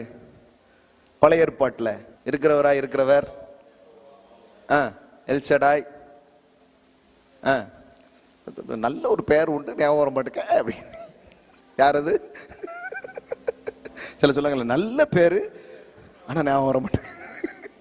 சிலர் இங்க வரைக்கும் இருக்கு, இங்க வர மாட்டேங்க பிரதர். கரெக்டா சொல்லிட்டேன்னா? வேற இவர் அப்படியே அந்த வசனத்தை லைன்ல சொல்லுவேன். ஆலோசனை கர்த்தர், வல்லமை உள்ள தேவன். அப்பமே கிறிஸ்துமஸ்க்கு பிரைஸ் வாங்கினா நானு. வேற என்னென்ன பேர்லாம் இருக்கு? ஏதாவது ஒரு பேர் சொல்லுங்க ஆளுக்கு. பழைய ஏற்பாட்டுல என்ன பேரு வெளிப்படுத்தினாருன்னு கேட்டேன். காண்கிற, இப்ப பாருங்க கரெக்டா பிரசங்கத்துல சொல்லிங்க பிரதர், நீங்க தான் கரெக்டா வச்சுங்க. இப்பவுமே காண்கிற தேவன். வேற எகோவா ஈரே, எகோவா சம்மா, வேற எங்களை விடுங்க சும்மா அப்படிங்கிற மாதிரி இருக்கு. சொல்லுங்க, அது நிறை கூட ததும்பாது பிரதர். அதாவது நாங்க இப்ப விட்டா நாங்க பிரசங்கமே பண்ணுவோம், இருந்தாலும் உங்க டைம் வேஸ்ட் ஆயிடுமே, நாங்க அமைதியா இருக்கோம். ரைட்டு. ஆபிரகாமின் தேவன், சாரோனின் ரோஜா, வேற சொல்லுங்க. இதெல்லாம் இன்னும் நிறைய இருக்கு. பிறகு நீங்க நோட்லயே நான் எழுதி கொண்டு வரம்பீங்க, அந்த அளவுக்கு உங்களுக்கு தெரியும். உங்களுக்கு தெரியாத நாமம் ஒன்றும் இல்லை யுவர் ஆனர். எல்லா நாமமும் வெளிப்படுத்தியாச்சு. இப்ப இயேசு வந்து சொல்றாரு, உம்முடைய நாமத்தை நான். இப்ப மத்தவங்க எல்லாம் வெளிப்படுத்தினது எது? இல்ல மத்தவங்க வெளிப்படுத்தாத எந்த நாமத்தை இயேசு வெளிப்படுத்தினார்? பழைய ஏற்பாட்டுல எல்லா நாமமும் வெளிப்படுத்திட்டாங்க. யாரும் வெளிப்படுத்தாத ஒரு நாமத்தை இயேசு என்ன பண்ணாராம்? வெளிப்படுத்தினாராம். அந்த நாமத்துக்கு பெயர் என்ன? இன்னும் சொல்ல போனா கடவுளின் பெயர் என்ன? What is the name of God? எல்ஷடாயா, எலோஹிமா, எகோவா ஈரேவா? எது கடவுளின் பெயர்? சிம்பிளா சொன்னா அவர் சொல்றாரு, யாரும் வெளிப்படுத்தாத உம்முடைய நாமத்தை நான் வெளிப்படுத்தினேன். அது என்ன என்றால் அப்பா என்கிற அந்த நாமத்தை நான் இந்த பூமியில் வெளிப்படுத்தினேன் அப்படின்னு சொல்றேன். ஆமென். ஹல்லேலூயா. எல்லாம் சொல்லுங்க ஃபாதர். அப்போ இப்போ இப்படி ஒரு கேள்வி கேட்கலாம். அப்போ பழைய ஏற்பாட்டில் இந்த அப்பாங்கிற பெயர் வெளிப்படுத்தப்படலையா? ஃபாதர் அப்படிங்கிற ரேஞ்சில் மக்கள் கடவுளை புரிஞ்சுக்கலையா அப்படின்னு கேட்கலாம். அது வெளிப்படுத்தப்பட்டிருந்தது. எப்படி வெளிப்படுத்தப்பட்டிருந்ததுன்னா, நீங்க ஜான்ல ஜான் காஸ்பல் படிக்கும் பொழுது அங்க இருக்கிற யூதர்களுக்கும் இயேசுக்கும் நடந்த கான்வர்சேஷன்ஸ்லாம் நிறைய இருக்கு. அதெல்லாம் நீங்க கவனிச்சு படிச்சீங்கன்னா அவங்க சொல்றாங்க, தேவன் எங்களுக்கு பிதாங்கிறது எங்களுக்கு தெரியும் அப்படின்னே சொல்றாங்க. அப்படின்னா என்ன அர்த்தம்னா, அவங்க சொல்ற பிதா அப்படிங்கிறது எப்படி தெரியுமா? இப்ப காந்தியடிகள் யாரு? தேச தந்தை. இப்ப நம்ம எல்லாருமே என்னன்னு சொல்லுவோம்? தேச தந்தை அப்படிமோ. அவங்க அந்த இடத்துல ஃபாதர் அப்படின்னு கடவுளை புரிஞ்சு வச்சிருந்தது எப்படின்னா, நம்ம இஸ்ரவேல் கோத்திரத்துக்கு அவர் யாரு? ஒரு தேச தந்தை. அந்த மாதிரி தான் தந்தைன்னு புரிஞ்சு வச்சிருந்தாங்க. புரியுதுங்களா? ஆனா இயேசு வெளிப்படுத்த வந்தது அந்த வெளிப்பாட்டல்ல, அவர் உங்கள் தகப்பன் என்கிற வெளிப்பாட்டை அவர் கொடுக்கும்படியாக அந்த பூமிக்கு இறங்கி வந்தார். ஆமென். இப்ப காந்தி தேச தந்தை தான், உங்க தந்தை கிடையாது. உங்களுக்கு தேச தந்தை. அது மாதிரி இஸ்ரவேலின் தகப்பன் அப்படிங்கிற அன்னைக்கு அதுவும் அந்த ஜூ இதுல பாத்தீங்கன்னா ஃபாதருங்கிறது ஒரு பொசிஷன். ஒரு இப்போ ஒருத்தர் தான் எல்லா தேவையும் சந்திச்சு ப்ரொவைட் பண்றாருன்னு வைங்களேன், அவங்க எப்படி பார்ப்பாங்க? ஒரு ஃபாதர் அப்படின்னு என்ன பண்ணுவாங்க? பார்ப்பாங்க. நம்ம ஊர்ல இந்த இதுக்கு பல அர்த்தம் இருக்கு. ஃபாதர்னா அப்போ உங்க மதர் யாரு? ஃபாதருங்கீங்களே எப்படி கல்யாணம் பண்ணிட்டீங்க அப்படிங்காங்க. கல்யாணம் பண்ணாதான் ஃபாதர் ஆக முடியும். நம்ம ஊர்ல ஏகப்பட்ட இடியாப்ப சிக்கல் இருக்கு. ஒன்னொன்னா பிரிச்சு சொல்றதுக்குள்ள அவ்வளோ இது இருக்கு பாருங்களேன், குழப்பம் மக்களுக்கு. ஸோ அவங்க அப்படிதான் பார்த்தாங்க, ஒரு தேச தகப்பன் அப்படிதான் பார்த்தாங்களே தவிர பர்சனலா அவங்க யாரும் அப்படி அவரை பார்க்கல. ஸோ இயேசு மூலமாகத்தான் இந்த மனு வர்க்கத்துக்கு ஒரு வெளிப்பாடு வருகிறது. என்ன வெளிப்பாடு? கடவுளின் பெயர் என்ன தெரியுமா? What is the name of God அப்படின்னா எல்லாரும் இப்ப நம்ம சொன்ன மாதிரி எல்லோகினிய கோவர் ரஃபா ஷம்மா அப்படிங்காங்க. அவர் சொன்னார், நான் சொல்றேன் கடவுளுடைய பேர் என்ன தெரியுமா? அப்பா. அப்பா. That is the name of God. Daddy. It's the name of God. கடவுளுக்குடைய பெயர் என்னன்னா அப்பா என்பதுதான் கடவுளுடைய பெயர். எல்லாம் அதிர்ச்சி அடைச்சிட்டாங்க. அவர் அப்பா, இதை நான் சொன்னா தப்பா அப்படிங்காரு.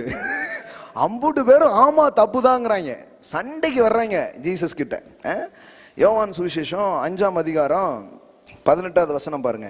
அவர் ஓய்வு நாள் கட்டளையை மீறினதும் அல்லாமல் தேவனை தம்முடைய சொந்த பிதா என்று சொல்லி தம்மை தேவனுக்கு சமமாக்கினபடியினால் யூதர்கள் அவரை கொலை செய்யும்படி அதிகமாய் வகை தேடினார்கள். ஜீசஸ்க்கு ஸ்கெட்ச் போட்டாங்க. எதுக்குடா ஸ்கெட்ச் போட்டீங்க? எனக்கு எந்த கிரிய நிமித்தம் எனக்கு ஸ்கெட்ச் போட்டீர்கள் அப்படின்னு கேட்டா அவன் சொல்றான், நீ கடவுளை என்னன்னு சொல்ற? அப்ப நீங்களாம் இப்ப புரியுதா உங்களுக்கு? அப்ப இவங்க எந்த ரீதியில பார்க்கல கடவுளை? ஃபாதருங்கிற மாதிரி பார்க்கல. அவங்க ஃபாதர்னு சொல்றது ஒரு தேச தந்தைங்கிற மாதிரி தான் பார்த்துருந்தாங்களே தவிர தன்னுடைய தகப்பனாக யாரும் பார்க்கவே இல்லை. ஆனா இயேசு என்ன சொல்றாரு? பேசும்போதெல்லாம் எங்க அப்பா என்ன சொல்றாருன்னா, எங்க அப்பா அப்படியே பேசுறாரு. பேச்சு பூரா அப்பா அப்பானே வருது. இவனுக்கு அப்பா அப்பாவா இருக்கு. ஏயா எப்பவுமே அப்படி சொல்லிட்டே இருக்கேன்னா இவனுக்கு கல்ல தூக்கிட்டாங்க. ஏன்னா இவர்களுக்கு அந்த வெளிப்பாடு, அந்த யாவேங்கிற பேரையே இவங்க என்ன பண்ணுவாங்கன்னா ரொம்ப எழுதும் போதெல்லாம் போய் பேனாவை கழுவிட்டு வந்து திருப்பி எழுதுவாங்களாம். ரெஸ்பெக்டட் அந்த யூஸ் பண்ணுங்கிறதுக்காக. இப்போ எழுதிட்டே இருக்கும்போது திடீர்னு என்ன வருது, இந்த அந்த யாவேங்கிற கடவுளுடைய பேரை எழுதணும்னா பேனாவை கழுவிட்டு திருப்பி எழுதுவாங்களாம். திருப்பி அடுத்த 2வது லைன்ல ஒன்னா திருப்பி போய் கழுவிட்டு வந்து எழுதுவாங்களாம். எப்படி இருந்திருக்காங்க பாருங்க. அந்த அந்த மாதிரி புனிதமான அந்த பேர் அப்படின்னே இருந்திருக்காங்க. இவர் சொல்லிட்டாரு, நீ அம்புட்டு தூரத்துலயும் இவர் இம்புட்டு தூரத்துல இருந்து புனிதத்தை வச்சு என்னடா பண்ண, அதனாலதான் புனிதில இறங்கிட்டேன்ட்டாரு. புரியல கொஞ்சம் பேருக்கு.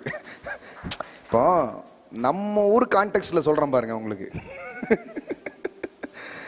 இப்ப நம்ம ஊர்லலாம் பொதுவா மத ரீதியான பிரச்சனைகள்னு பாத்தீங்கன்னா என்ன மாதிரி வரும் பாத்தீங்கன்னா, மக்கள் வந்து சான்ஸ்கிரிட்ல எதுக்கு நீங்க வந்து கடவுளுக்கு வந்து வர்ஷிப் பண்றீங்க? கடவுள்னு இருந்தா அவருக்கு எல்லா மொழியும் தெரியும் தானே? என்ன தேவ பாஷையில சொன்னாதான் கடவுள் கேட்பாரா? எத்தனை பேருக்கு தேவ பாஷை தெரியும்? கடவுள் வந்து உண்மையிலே கடவுளா இருந்தா அவர் பிள்ளை சொல்றது அவருக்கு புரியாதா? காமனான லாஜிக்ல யோசித்து பாருங்க. நம்ம வந்து மதத்தையோ மதத்தின் காரியங்களோ யோசிக்கிறது இல்லை. நம்ம எதிர்க்கிற முதல் மதமே கிறிஸ்தவ மதத்தை தான் நம்ம எதிர்க்கிறோம். ஹலோ. அதனால நாம வந்து கிறிஸ்டியானிட்டியும் நாங்க என்ன பண்றது இல்லை, நம்புறதே கிடையாது. ஏன்னா கிறிஸ்டியானிட்டி வந்து இப்படிப்பட்ட காரியத்தை என்ன பண்ணல, சொல்லலை. நான் இன்னைக்கு காலைல உட்காந்து வாசித்துட்டு எனக்கு என்னன்னா சிரிப்புனா தாங்க முடியல. ஏன்னா ஜீசஸும் அவங்களும் நடக்கிற கான்வர்சேஷன்லாம் பார்த்தீங்கன்னா ஒவ்வொரு முறையும் இவரை கொல்றதுக்கு தான் யோசிச்சிருக்காங்க. அந்த அளவுக்கு இவருடைய புரட்சிகரமான கருத்துக்கள் வந்து இவங்களால என்ன பண்ண முடியல, ஏற்றுக்கொள்ளவே முடியல. பாருங்களேன், ஒரு இது காட்டுறேன். யோவான் சுவிசேஷம் 8வது அதிகாரம். இதே மாதிரி ஒரு கான்வர்சேஷன் என்ன பண்றாரு, பேசுறாரு. பேசும்போது இவங்க என் வார்த்தையை கேட்டவனுக்கு சாவே கிடையாது அப்படின்ட்டாரு. எல்லாருமே செத்து போனாங்களா, நீர் என்ன எப்படி சொல்றேன்ட்டு. பிரேத குழியில் இருக்கிறவங்கலாம் என் சத்தத்தை கேட்கும் நாட்கள் வரும் அப்படிங்காரு. கேட்டு எழும்ப போறாங்கன்ட்டார். எப்படி இருக்கும் பாருங்க. மார்ச்சூர்ல இருந்துலாம் கொஞ்சம் பேர் எழும்பி வந்துருவாங்கன்னா, இவங்களால வந்து என்னையா பேசிட்டு இருக்கீங்க அப்படின்ட்டு இவரு எக்ஸ்ட்ரா ஏற்கனவே இந்த பிரச்சனையை கொஞ்சம் சால்வ் பண்ணி கொடுக்கும் பாஸ், அடுத்த ஊருக்குலாம் போகணும்லான்னு இவங்கள 12 பேர் நின்றுட்டே இருக்காங்க. இவரு புதுசா அறிக்கையை விட்டுக்கிட்டே இருக்காரு. ஐயா, விட்ட அறிக்கைக்கு வர்ற கல்லை வச்சு 10 ஊர் கட்டலாம், அவ்வளோ கல்லை அனுப்பிட்டாங்க. புதுசா கொஞ்சம் அறிக்கை விடாம இருங்க தெய்வமே அப்படிங்க. இவர் என்னன்னா பேசிக்கிட்டே இருக்காரு, புதுசா ரெவலேஷனை விட்டுக்கிட்டே இருக்காரு. தாங்க முடிய மாட்டேங்குது இவங்களுக்கு. புரியுங்களா? என்ன ஆயிடுச்சு பாருங்களேன். தேவாலயத்துல தான் இதெல்லாம் பேசுறாரு. அவர் எப்படியாவது கொன்றணும், அழிச்சிடணும், இப்படியே தான் என்ன பண்றாங்க, தேடுறாங்க. இப்ப பாருங்க 59 வசனம். அப்பொழுது அவர் மேல் கல் எறியும்படி கல்லுகளை எடுத்துக்கொண்டார்கள். அந்த ஊர் வேற, அதுக்கு வசதியான ஊரு, ஃபுல்லா ஸ்டோனி கிரவுண்டு தான். நம்ம ஊர்ல இருந்தா புழுதி மண்ணா போ, அங்க வந்து கல்லாவே இருக்கும் அந்த ஊர்ல. கல்லுகளை எடுத்துக்கொண்டார்கள். பாருங்க, இயேசு மறைந்து அவர்கள் நடுவே கடந்து, ரொம்ப முக்கியமான பாயிண்ட், அண்டர்லைன், தேவாலயத்தை விட்டு போனார். புரியல கொஞ்சம் பேருக்கு.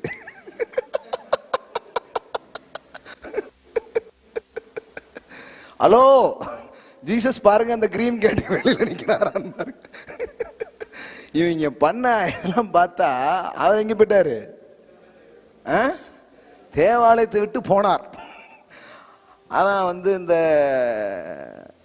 வெள்ளை கருப்பர்கள், இந்த மத பேதம் இதெல்லாம் இருக்கும் பார்த்தீங்களா, அந்த மாதிரியான ஒரு டைம்ல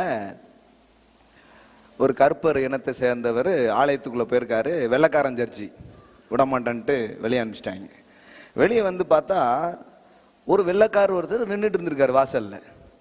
உடனே இவர் கேட்டிருக்காரு, ஐயா நான் கருப்பு, என்ன உள்ள விடலைன்னா பரவாயில்ல, நீங்க வெள்ளையாத்தானே இருக்கீங்க, உள்ள போக வேண்டியதானே அப்படின்ட்டு. பாப்பா அவங்க கும்பிடுற ஏசே நான் தான் அப்படின்னு இருக்காரு.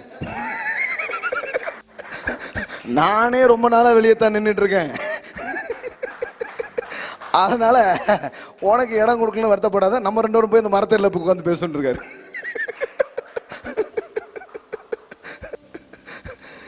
இந்த பாருங்க, அதனாலதான் இந்த ரிலீஜியஸ் அவரே போயிட்டார் தேவாலயத்தை விட்டு. கொரோனா வண்டை கோயிலுக்கு வரலன்னு கவலைப்படாதீங்க, அவர் தேவாலயத்தை விட்டு போனார். நீங்க விரும்புனீங்கன்னா உங்க வீட்டிலே வந்து வாசம் பண்ணுவார். ஏமா இது வேற டைமென்ஷனுங்க. இது வந்து மதத்துல இருந்தாலும் புரியாது, மதத்துல இருக்கிறவங்களுக்கு இது விளங்கவே விளங்காது, ரொம்ப கஷ்டம். இவர் சொல்லி பார்க்கறாரு, புரிஞ்சு பார்க்கறாரு, ஆவுன்னா கல் எடுக்காங்க. ஆவுன்னா எதுக்குடா கல் அடிக்கீங்கன்னா நியாயப்பிரமாணத்தை மீறி விட்டீர். கல் எடுத்து கொலை பண்றதும் நியாயப்பிரமாணத்தை மீறது தானே. ஹலோ, புரியுதா? அதாவது சட்டத்தை காப்பாத்துறோன்னு சட்டத்தை உடைச்சிக்கிற மாதிரி, அந்த மாதிரி ஆல்ரெடி நீங்களே அதானே பண்ணிட்டு இருக்கீங்க. எப்போ பார்த்தாலும் கொலை செய்யணும், எப்போ பார்த்தாலும் கொண்டு நினைச்சீங்கன்னா நீங்க வேற மாதிரி ஆயிட்டீங்களடா. அப்படிதான். என்ன கருத்து மோதல்கள் அப்படின்னு கவனிச்சு பார்த்தா ரெண்டு முக்கியமான பாயிண்ட். இவர் ஓய்வுனால என்ன பண்றது இல்ல, கடைபிடிக்கிறதே கிடையாது. கரெக்டா சனிக்கிழமை அன்னைக்கு தான் அற்புதம் செய்யறாரு.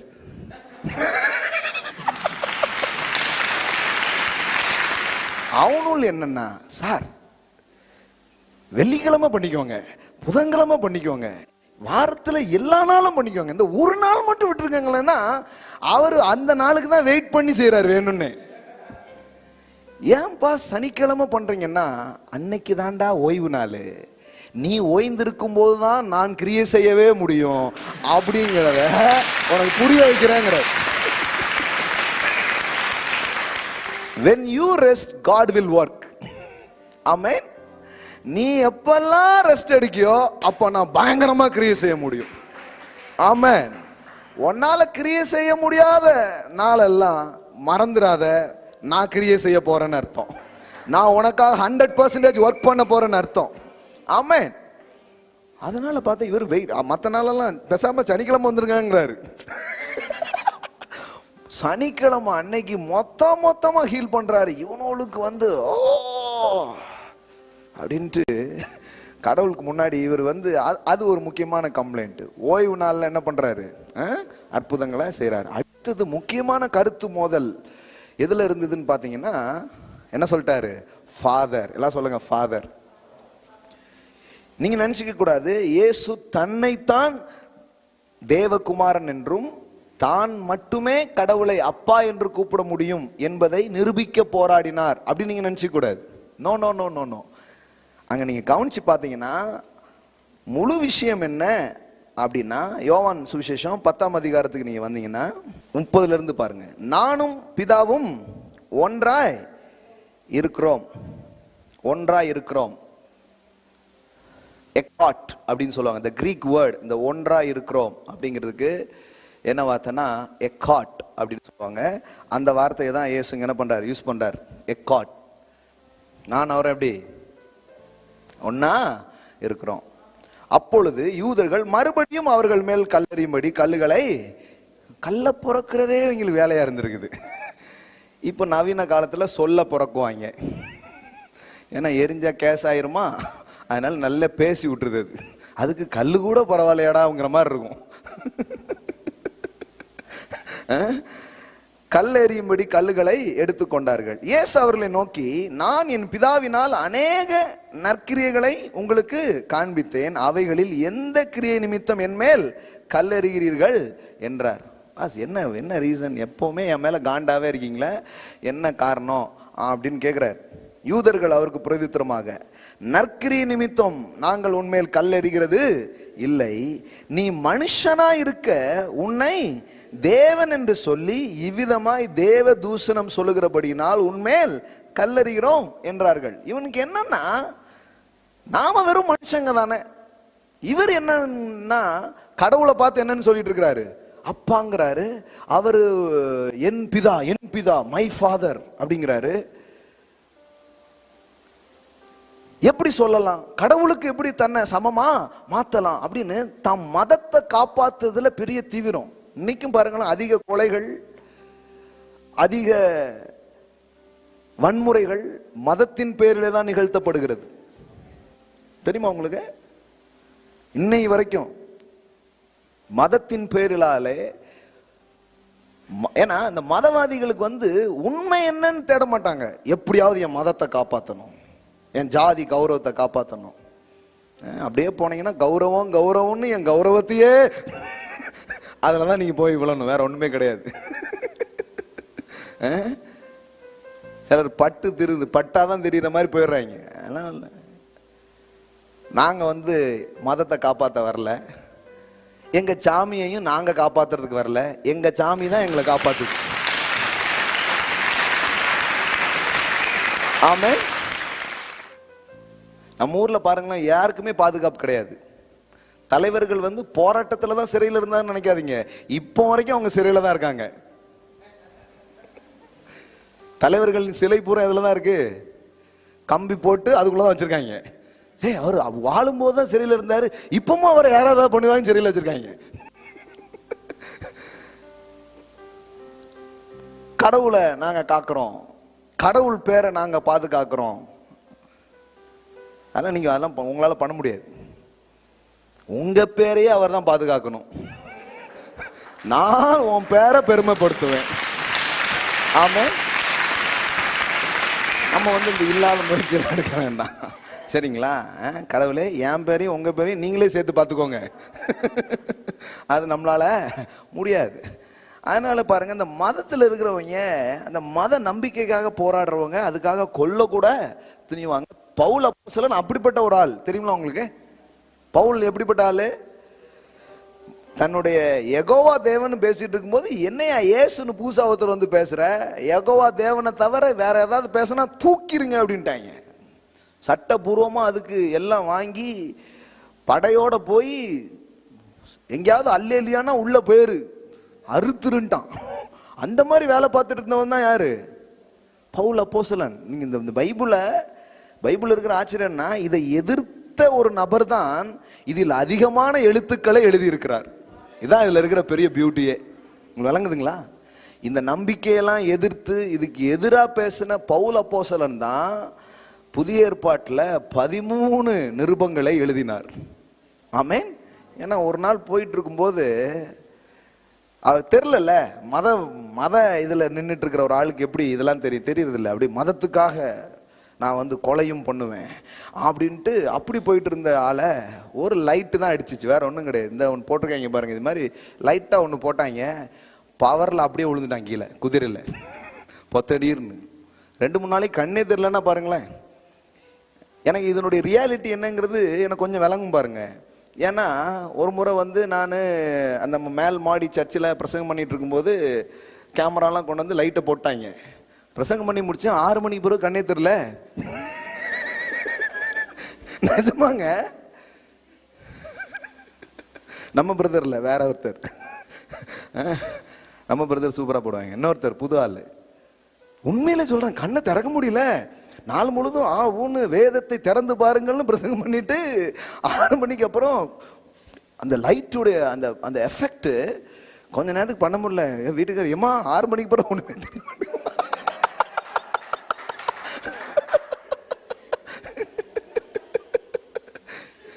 எனக்கு கண்ணு தெரியலங்கிறது உங்களுக்கு இவ்வளவு சந்தோஷமா? அந்த எஃபெக்ட் வந்து அப்படி இருந்தது உண்மையிலே.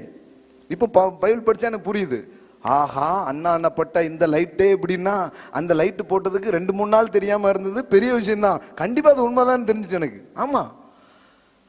அதுக்கப்புறம் தான் அவன் வந்து கேட்கறான், ஆண்டவரே நீர் யார்? அப்படின்னா என்ன அர்த்தம்? இது வரைக்கும் ஆண்டவர்னு இவன் என்னத்தையோ பண்ணிட்டு இருந்திருக்கிறான். ஃபர்ஸ்ட் டைம் ஒரு என்கவுண்டர் நடக்குது அவன் வாழ்க்கையில.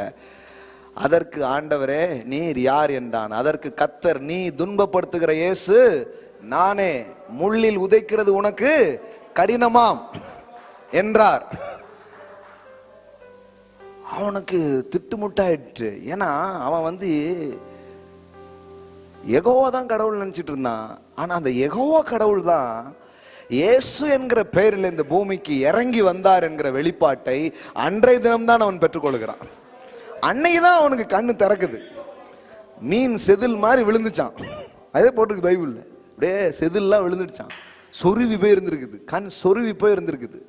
மக்களும் பாருங்க இன்னைக்கு மதத்தின் காரியத்தில் இருக்கும்போது சொருவி போன மாதிரி தான் இருக்குது. அதனாலதான் ஆண்டவருடைய வெளிச்சம், தேவனுடைய வார்த்தையின் வெளிச்சம், தேவனுடைய என்கவுண்டர்ஸ் நடக்கும் பொழுது தெரிஞ்சிடும் அவர்தான் மெய்யானவர் அப்படின்னு சொல்லிட்டு. ஆமென். பயங்கரமா பேசினார் தலைவர். என்ன பேசினார் தெரியுமா? முள்ளில் உதைக்கிறது உனக்கு கடினமாம். இந்த வசனம் எங்க இருக்கு பைபிள்ல? இது இல்ல. ஏசு இந்த இதை சொன்னார்ல, இதுக்கு முன்னாடி எங்க இருந்தது? எங்கேயாவது இருக்கா? கிடையாது. இது இயேசு சொன்ன பஞ்சு. அந்த ஊர்ல இருந்த பஞ்சு. ஒட்டகமானது ஊசியின் காதில் நுழைவதை பார்க்கலும் ஐஸ்வர்யவான் பரலோக ராஜ்யத்தில் பிரவேசிப்பது அரிதா இருக்கிறது. இந்த வசனம் எங்க இருக்கு? இயேசு சொல்றதுக்கு முன்னாடி எங்க இருந்தது? அப்ப இயேசு பேசினதெல்லாம் அந்த ஊர்ல பழக்கத்துல இருந்த சில இதை எடுத்து என்ன பண்ணாரு? யூஸ் பண்ணாரு. புரியுதா உங்களுக்கு? என்கிட்ட நிறைய பேர் கேட்காங்க, பைபிள் இருந்தோ எல்லாம் இருக்கு. இந்த ஊர்ல சில வார்த்தைகள் இருக்கு, அதை பயன்படுத்தி புரிய வைக்கிறதுக்காக சொல்றோம். இது சிலருக்கு புரிய மாட்டேங்குது. பாருங்க, நீங்க எப்படி சினிமாவில் இருந்து எடுத்து, சினிமா எல்லாரும் பார்க்காங்க, அதான் சொன்னா புரியுது. பைபிள் சில பேர் தான் படிக்காங்க. ரோமியாவிலே 17ஆம் அதிகாரத்தில் என்ன தூங்கிறாங்க.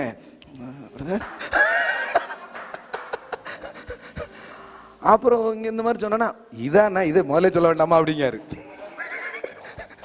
அதனாலதான் நான் இது ஒரு பாணியா வச்சிருக்கேன். அதனால நீங்க வருத்தப்படாதீங்க.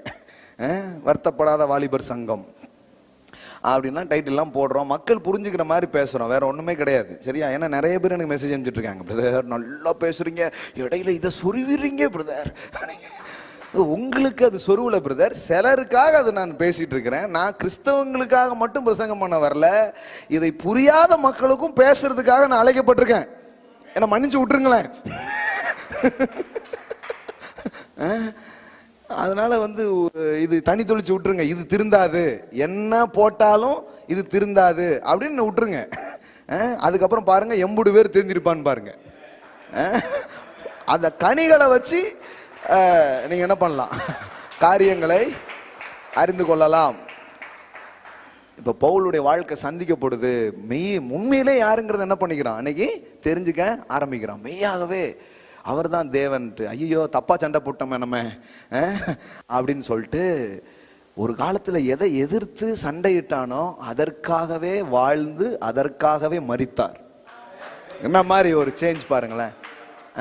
எதிர்த்த காரியங்களை ஏற்றுக்கொண்டு அதை பிரசங்கித்து அதை தேசமெங்கும் பரம்ப செய்து தன் இறுதியில் அந்த நம்பிக்கைக்காகவே தன் உயிரையும் கொடுக்கிற அளவிற்கு ஒரு வாழ்க்கையை வாழ்ற ஒரு திருப்பம் பவுலுடைய வாழ்க்கையில் என்ன பண்ணுச்சு, நடந்துச்சு. என்ன சொல்ல வந்தேன்னா, இந்த மதவாதிகள் மதத்தின் அடிப்படையில் நின்றுகிட்டு இருக்கிறதுனால பல கொலைகள், பல விதமான பாதிப்பை சமூகத்திலையும் பண்ணிக்கிட்டே இருக்கிறாங்க. அவங்களுக்கு மெய்யான தேவனை அவர்கள் அறியறது இல்லை.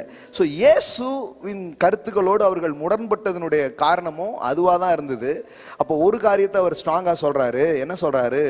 தெய்வம், கடவுள் நீங்க சொல்லிட்டே இருக்கிறீங்க, அவர் யாரும் இல்லை, அவர் என் அப்பா என்பது மட்டுமல்ல, அவர் உன் அப்பாவும் கூட. ஆமென். அவர் என் தந்தை என்கிற கருத்துக்காக மட்டும் இயேசு போராடல. இயேசு சொல்ல வந்தது என்னன்னா, எல்லாருக்கும் அவர் தகப்பனா இருக்கிறாரு. எந்த ஒரு மனிதனும் கடவுளை எப்படி கூப்பிட முடியும்?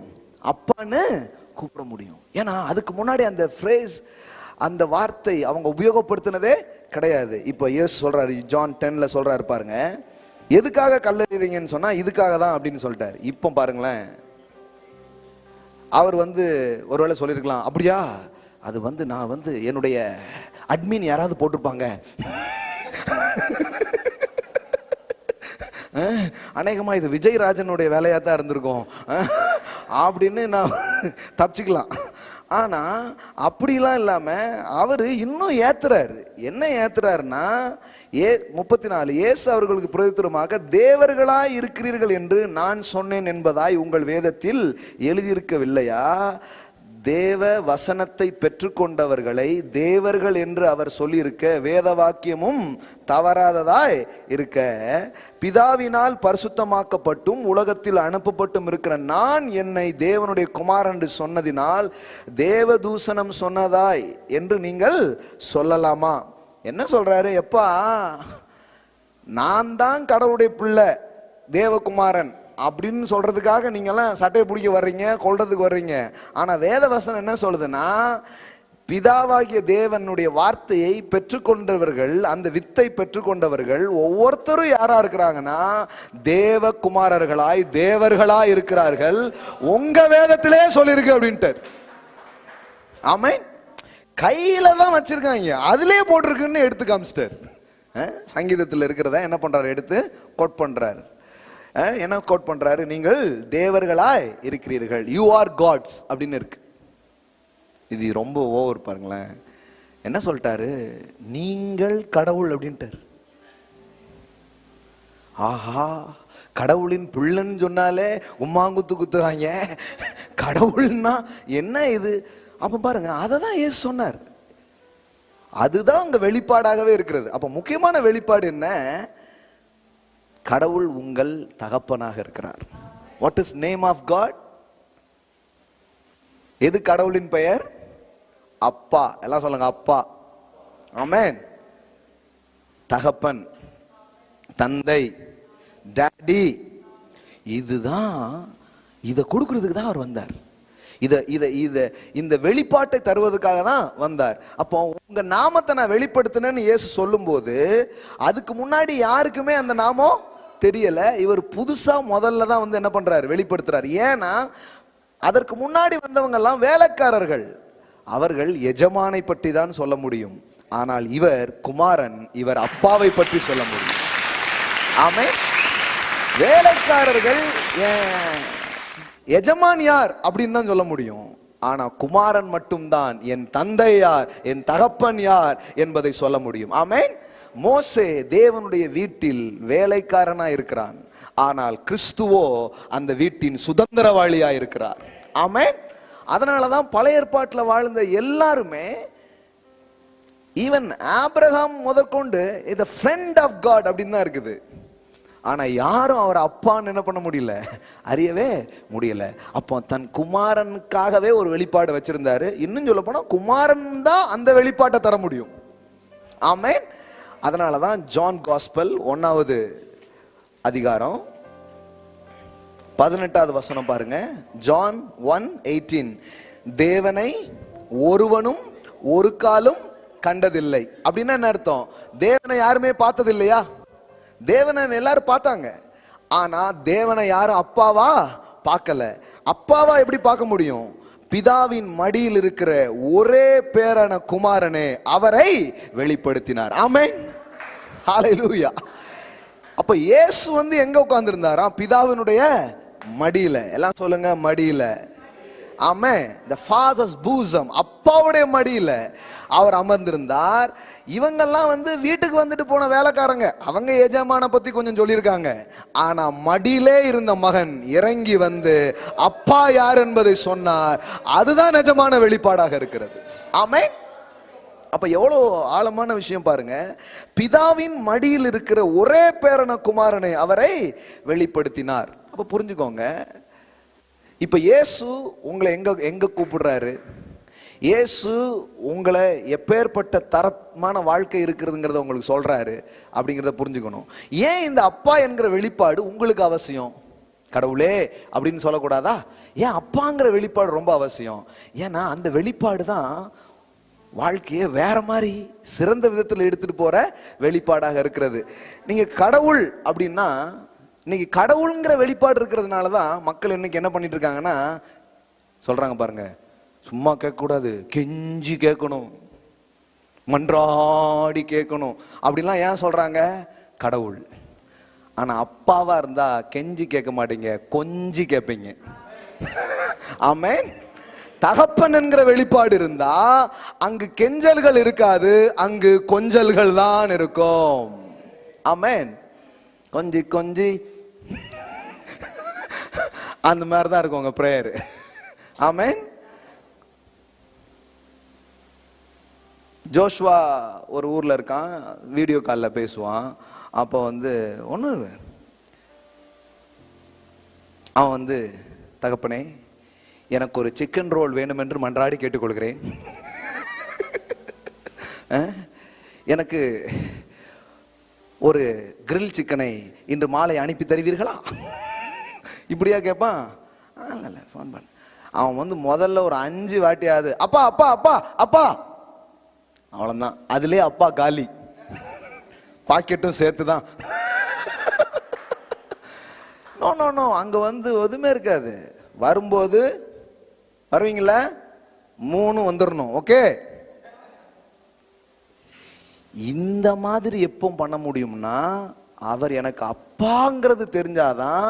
நீங்க கடவுளுக்கு முன்னாடி போய் நின்னுக்கிட்டு கெஞ்ச மாட்டீங்க, கொஞ்சுவீங்க, நீங்க வந்து மன்றாட மாட்டீங்க, உரிமையா பேச ஆரம்பிப்பீங்க. அடிமையின் குரல் வராது, உரிமையின் குரல் வரும். ஆமென்.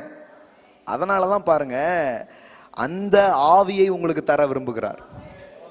அந்த ரீதியிலே வாழ அவர் உங்களை அழைக்கிறார். இன்னும் சிலர் சொல்லுவாங்க வந்து அது வந்து பாத்தீங்கன்னா ஒரிஜினல் பிள்ளை யாரு? இயேசு. ஆனா நம்ம எல்லாம் யாரு? நம்ம ஒரிஜினல் பிள்ளை கிடையாது. ஆனா நாம எல்லாம் யாரா? அடாப்டட் சன், தத்து பிள்ளை. இப்படி ஒரு பொருளை கிளப்பிட்டாங்க பாருங்களேன். என்னத்தெல்லாம் பிடுங்க வேண்டியது இருக்கு. தப்பு தப்பா போட்டு விட்டாங்க. நீங்க யோசித்து பாருங்க. நிறைய அடிக்கடி ஜோசுவா ஓட்டுவா. என்ன சொல்லி ஓட்டுவான்னா, எல்லாம் உன்னை குஜராத்ல இருந்து கொண்டு வந்திருக்கு அப்படின்பா. என் நேரமும் லாரி வரும், நீ ரெடியா இருந்துக்கோ. திரும்ப திரும்ப இவனை மிரட்டுறதுக்காக. நம்ம வீட்டுல போனோம் தெரியுமா, உன்னை ஆஸ்பத்திரில இருந்து வேண்டிட்டு வந்தேன், ஒரு குப்பத்தொட்டில் கிடந்துச்சு, அழுதுட்டு இருந்தது, தூக்கிட்டு வந்தேன், இன்னைக்கு என்ன பாடாப்படுத்துத அப்படின்னு நம்ம சும்மா மிரட்டுறதுக்காக பேசுவோம் பாத்துறீங்களா? அப்போ கூட சில பிள்ளைங்களும் நம்பிடும் போல ஒரு மாதிரி. ஆமா, இப்போதுக்கெல்லாம் நம்பாது, நம்ம நம்பியிருப்போம் நம்ம காலத்துல. இப்போதுக்கு வந்து நமக்கு சேர்த்துட்டு போயிடுவாங்க எல்லாத்தையும். ஒரு ஒரு அப்படிதான் உண்மையிலே ஒரு பிள்ளை வந்திருக்குன்னா அது ஃபீலிங் எப்படி இருக்கும்? உரிமையா அது பேசுமா? உரிமையா அதெல்லாம் நடந்துக்க முடியுமா? என்னதான் இருந்தாலும் அப்படின்னா சப்கான்சியஸ்ல என்ன இருக்கும்? I not a legal child, I am a adapted சைல்டுங்கிற எண்ணம் தான் உள்ள இருக்கும். பைபிள் நீங்க ஒரு அடாப்டட் சைல்டுன்னு சொல்லவே இல்லை. இவங்க பாருங்களேன், ஏதாவது ஒரு வார்த்தை எடுத்துட்டு தப்பா எடுத்துட்டு போறது.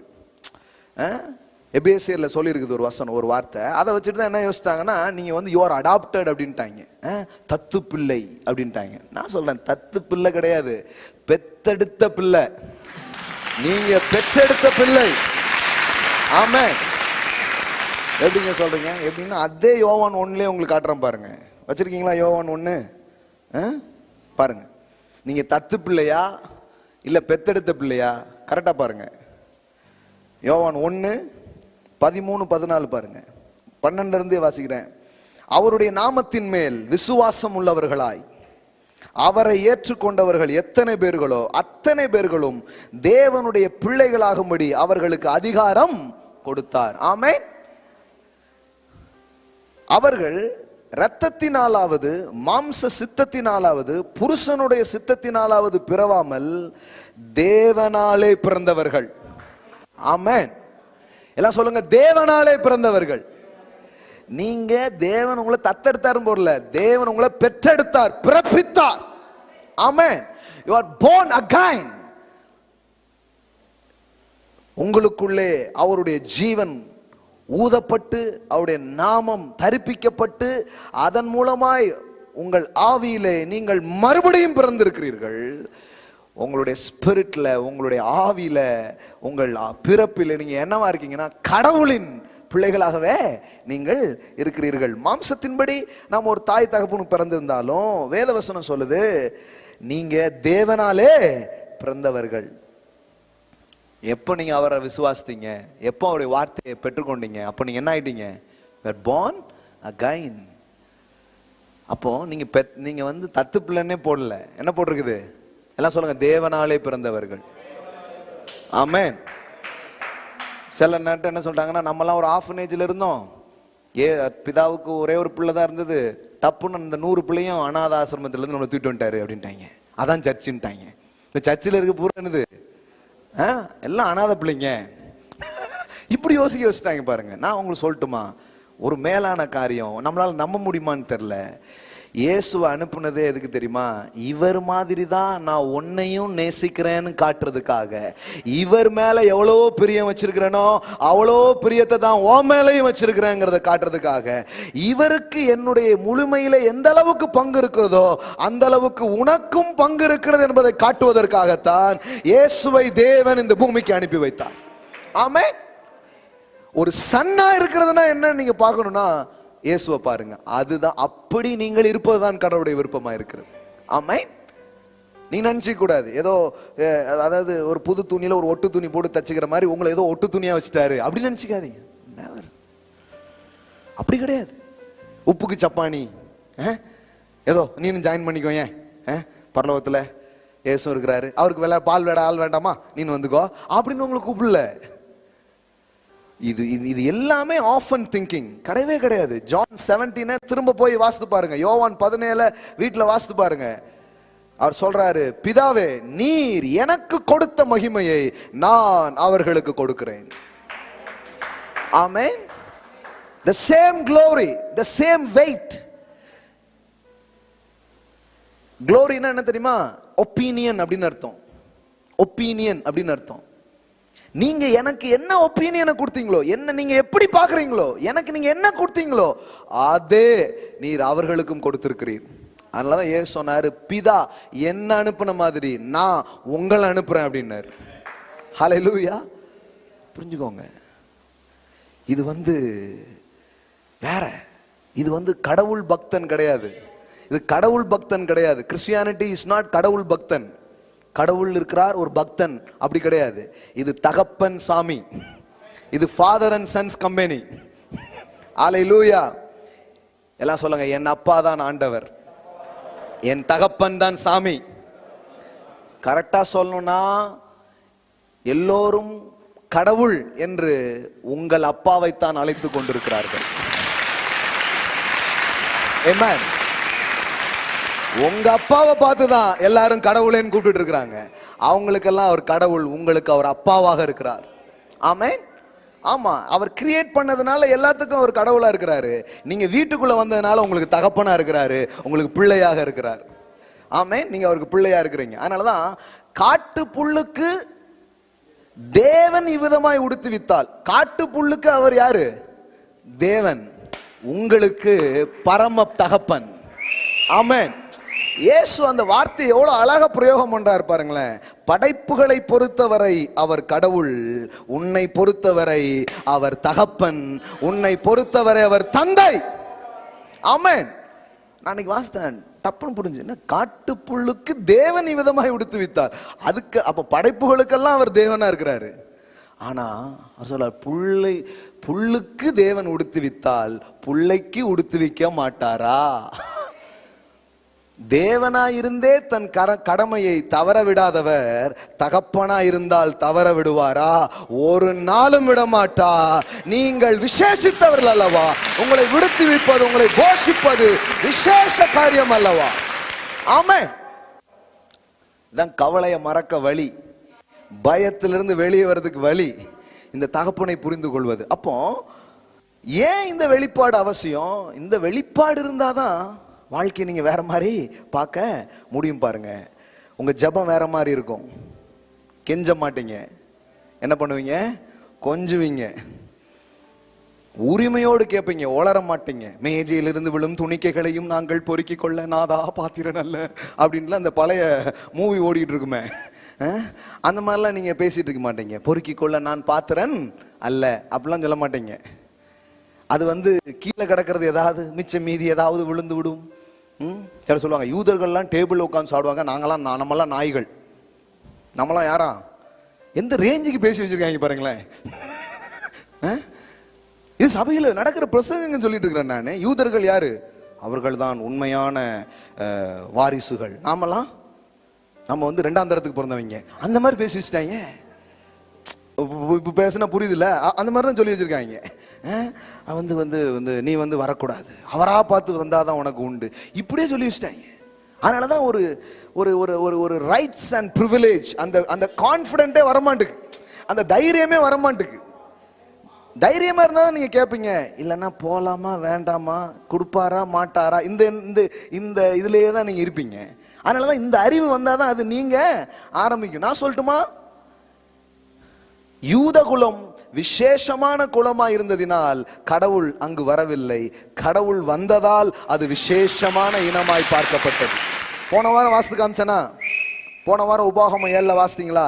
நீங்க ரொம்ப பேர் பேத்தவங்களா இருந்ததுனால கடவுள் உங்களை தெரிந்து கொள்ளல, நீங்க இருக்கையிலே சொற்பம். ஊர்ல ஒருவே உங்களை சேர்த்துக்கல, ஊர்ல ஒருவே மதிக்கல. சிலர் பாட்டு பாடிட்டு இருப்பாங்க, பார்த்திருக்கீங்களா? ஐஸ்வர்யம் யாவும் அழிந்து விட்டாலும் ஆகாதம் என்று தள்ளிவிட்டாலும் ஏசு போதுமே. அப்ப நான் தான் கூப்பிட்டு கேட்டேன், அம்மா அழியறதுக்கு எவ்வளவு ஐஸ்வர்யம் வச்சிருக்கீங்க? இப்போ எந்த அளவுக்கு உங்களை ஊர்ல பல ஊர்ல இப்போ கொண்டாடிட்டு இருக்காங்க. எல்லாரும் ஆகாதும் தள்ளியாச்சு, ஐஸ்வர்யம் ஒண்ணுமே கிடையாது. நான் சொன்னேன், இந்த பாட்டுலாம் எப்போ பாடணும் தெரியுமா? மூட்டை மூட்டையா கூச்சி வச்சுக்கிட்டு, இதெல்லாம் இல்ல ஏசு போதுமே.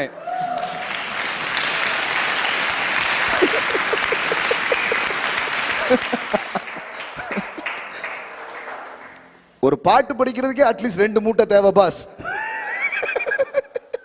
சும்மா பாட்டுக்கு பாடுறதுன்ட்டு மறுவின் மியூசிக் போட்டா நீங்க பாடிடுறதா?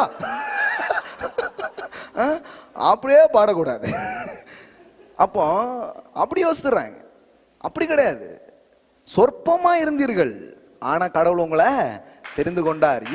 கடவுள் யூதர்களின் கடவுள் கிடையாதுங்க. முதல்ல இந்த ஐடியாவே மாத்துங்க. கடவுள் இஸ்ரேலின் கடவுளாகிறதுக்கு முன்பாக அவர் ஆதாமின் கடவுளாய் இருந்தார். He is the God of mankind. அவர் இஸ்ரேலின் கடவுளாய் இருப்பதற்கு முன்பு அவர் மனுவர்க்கத்தின் கடவுளாய் இருந்தார். ஆமென். ஆனா ஒரு ஃபேமிலியை தெரிந்து கொண்டு அவர் யாருங்கிறது என்ன பண்ணாரு? காட்டினார். அவ்வளவுதான். அதனால அவர் இஸ்ரேல் குலசாமி இல்ல, அவர் மனு குலசாமி. எங்க குலம் தெய்வம் இயேசு. ஆமென். அதான் உண்மை. நம்ம உடனே மாத்திரக்கூடாது எல்லாத்தையும். சோ எல்லாம் சொல்லுங்க, தத்து பிள்ளை கிடையாது, உரிமையான பிள்ளையா இருக்கிறேன். ஆமென். சரி, அப்போ விழுறத பொறுக்கிக்கிறேன்னு சொல்ல மாட்டீங்க, உரிமையா கேட்பீங்க. ஒரே ஒரு விரும்புகிறேன், ஒரு சன்னுடைய பிரேயர் எப்படி இருக்கும் அப்படிங்கிறது தான் ஜீசஸுடைய பிரேயர். ஆமென். இயேசு எங்கேயாவது பிதாவே மன்றாடுகிறோம், எப்படியாவது இந்த காய்ச்சல் போகட்டும் ஆண்டவரே அப்படின்னு அப்படி பண்ணாரு எங்கேயாவது? இங்க வாங்க இந்தா போ. ஒரே ஒரு விஷயம், இறங்குமையா இறங்குமையா அந்த மாதிரி. இப்போ இப்போ இப்போ நீ சொல்லும் போது, பிரதர் ஏன் பிரதர் கிண்டல்லாம் அடிக்கிறீங்க? கிண்டல்லாம் அடிக்கல, சுண்டலும் வைக்கல. அதுக்காக வந்திருக்கோம் சண்டே காலையில. அது இல்ல, அந்த நிலையிலிருந்து மாறிட்டோம். அது இப்போ கிடையாது. நீங்க அந்த மாதிரி லிஸ்ட்லயே கிடையாது. இப்போ அதே பண்ணிட்டு இருந்தீங்கன்னா எப்படி? அந்த பாலம் பழுதடைந்துன்னு போடு வச்சுட்டாங்க, அதுலயே வண்டி ஓடிக்கிட்டே இருந்தீங்கன்னா, புது பாலம்லாம் போட்டு அது வேற வந்துடுச்சு, அங்கேயே இருக்காதீங்க. அப்ப அப்படி பண்ண வேண்டியது இல்லை. இவர் எப்படி ஜோம் பண்றாரு பாருங்க. ஒரே ஒரு இடம் சம்பவத்தை மட்டும் உங்களுக்கு காட்டுறேன், டக்குன்னு எடுங்க பார்க்கலாம். யோவான் சுவிசேஷம் எல்லாமே ஜான் தான். நீங்க ஜான் படிச்சுட்டே இருங்க, நிறைய ரெவலேஷன் அதுல இருக்குது. யோவான் சுவிசேஷம் சாப்டர் 11:2 2 படிக்கிறேன், 41 2 படிக்கிறேன். அப்பொழுது அதான் லாசரு மரிச்சிருக்கிறாரு, 4 நாள் ஆயிடுச்சு, கல்லறையில மூடி வச்சிருக்காங்க. பார்க்கலான்னு போனா லாசர் அக்காவே என்ன சொல்றாங்க? வேண்டாம், தம்பியா இருந்தாலும் கப்பு கன்ஃபார்மு, அதனால இங்கேயே இருப்போமே அப்படிங்க. உடனே இவர் கூட்டு போறார். நானே உயிர்த்தெழுதலும் ஜீவனமா இருக்கிறேன். அவ தியாலஜிலாம் ரொம்ப படிச்சிருக்கா. ஆமா எழுந்திருப்பான், கடைசி நாள் எழுந்திருப்பான் இல்லையா அப்படிங்க. பைபிள்லாம் நல்லா தெரியுது அவளுக்கு. எம்மா ஐ ஆம் த ரிசரக்ஷன் அப்படிங்கிறார். புரியல அவளுக்கு. இப்போ போயிடுச்சு. இப்போ போயிட்டு அங்க அவர் ஒரு பிரேயர் பண்றார். இயேசு தம்முடைய கண்களை ஏறெடுத்து, எல்லாம் சொல்லுங்க, கண்களை ஏறெடுத்து. நீங்க ஜான் 17 நீங்க பாத்தீங்கன்னா, இயேசு வானங்களுக்கு நேராய் தன் கண்களை ஏறெடுத்து. இதுவே வேற மாதிரி பாடி லாங்குவேஜ். உங்களுக்கு தெரியுமா? உங்களுக்கு இது ஒரு சன்னுடைய பாடி லாங்குவேஜ். ஒரு 500 ரூபா கிடைக்குமா அப்படி இருக்காது. சன்னுடைய பாடி லாங்குவேஜ் வேற. இங்க வாங்க, சட்டம் நல்லா இருக்கா ஒன்னு பாயில இருந்து எடுத்துறது. பாடி லாங்குவேஜே வேறங்க. நான் சிறு வயதுல இருந்து கேட்டுறது என்ன தெரியுமா? கண்களை மூடி, தலையை தாழ்த்தி, கண்களை மூடி. இதைத்தான் நான் கேட்டிருக்கேன். தலைகளை தாழ்த்தி கண்களை மூடி. அதுக்கே 10 நிமிஷம் ஆகும் சர்ச்சில். ஏன்னா நிறைய பேர் இருப்பாங்க. இங்க சொல்லிட்டா நாங்க மூடிடணுமாக்கோம். தலை நிமிர செய்தார். அதுக்கு ஒரு பிரசங்கம். சில பெருமை உள்ளவர்கள் இருக்கிறார்கள். இவன் தலையை தாழ்த்தி கண்ணை மூட வைக்கிறதுக்குள்ள பாதி சர்வீஸ் முடிஞ்சிரும் பாஸ். ஆமா. ஓ, அவர் கொதிச்சுக்கிட்டே தான் நிற்பாங்க. முன்னாடி நிற்கிறவங்க நீங்க பார்த்துருக்கீங்களா? நீங்க சிரிச்சுக்கிட்டே பேசுறீங்களா அப்படிங்கிறாங்க. ஏன்னா இவங்க கொதிச்சு கொதிச்சு பேசுறதான் பார்த்துருக்காங்க.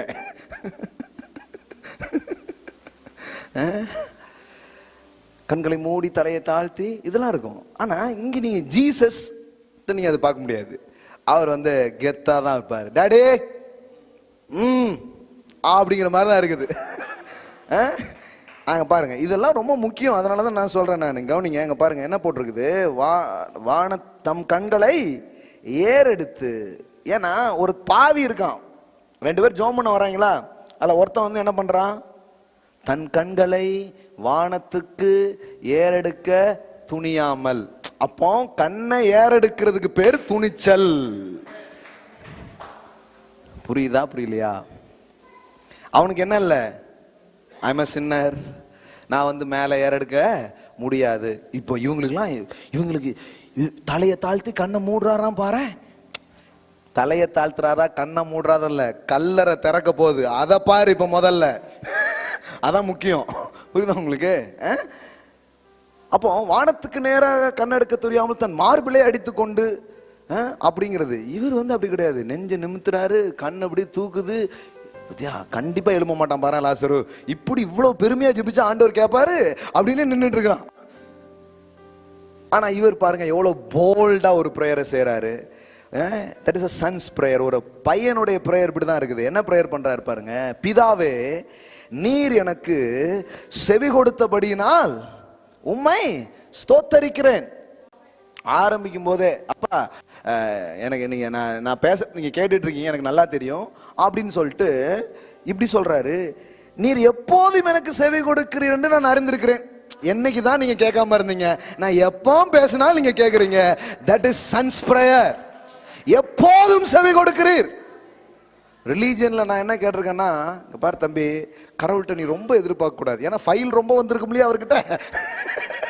ஏதோ கவர்மெண்ட் ஆபீஸ்ல சொன்ன மாதிரியே சொல்லுவாங்க. இப்பதான் உனக்கு முன்னாடி 4 பேர் பதிஞ்சிட்டு போயிருக்கான், இனி ஒரு டேபிளா தாண்டி. நான் மதத்தில் இருந்த போது நான் கடவுளை பலபலம் மன்னிச்சிருக்கிறேன்.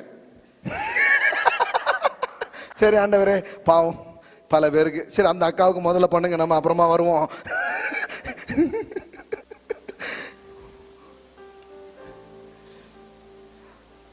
இவர் பார்த்தா அந்த மாதிரி, அதாவது என்ன சொன்னாங்கன்னா, நீ ஒரு 100 மேட்டர் சொன்னா ஏதாவது 1 2 பார்த்து என்ன பண்ணுவாரு, செய்வாரு. ரொம்ப நாளா வரானே சர்ச்சுக்கு, அதனால ஏதாவது செய்வாரு, இப்படிதான். ஆனா இவரு, பிதாவே நீர் எனக்கு செவி கொடுத்தபடினால், அங்க டவுட்டே இல்லை, சந்தேகமே கிடையாது. செவி கொடுத்தபடினால் உமக்கு ஸ்தோத்திரம். எப்பொழுதும் நீர் எப்பொழுதும் எனக்கு செவி கொடுக்கிறீர் என்று நான் அறிந்திருக்கிறேன். அதுதான் நோயிங் த டாடி. ஆமென். பேசும்போது சொன்னா, இந்த அறிவு நீங்க பிதாவை எப்படி அறியறீங்களோ அதுதான் கல்லறைக்கு முன்னாடியும். அதாவது அறிவுங்கிறது சும்மா கிடையாது. It's gives righteousness. அது உங்களுக்கு ஒரு நீதியை தருகிறது. நீதிங்கிறது என்ன தெரியுமா? நீதினா என்னத்தையும் நீங்க நினைச்ச கூடாது. நீதினா என்ன தெரியுமா? எதுக்கு முன்னாடியும் நீங்க இன்ஃபீரியரா ஃபீல் பண்ணவே மாட்டீங்க. அதுக்கு பேர் தான் richness. There is no inferior. நம்ம என்ன நீதி நினைச்சுக்கிறோம்னா, நீதியில 2 இருக்கு. ஒன்னு வந்து எப்படின்னா, there is no inferior in the presence of God. கடவுளுக்கு முன்னாடி நமக்கு என்ன கிடையாது, ஒரு தாழ்வு மனப்பான்மையே கிடையாது. righteousness means without guilt and condemnation and inferiority. கடவுளுக்கு முன்னாடி எந்த தாழ்வு மனப்பான்மையோ குற்ற உணர்வோ எதுவும் இல்லாம தைரியமா போய் நிக்கிற நிலைக்கு பேர் தான் என்னது? நீதி.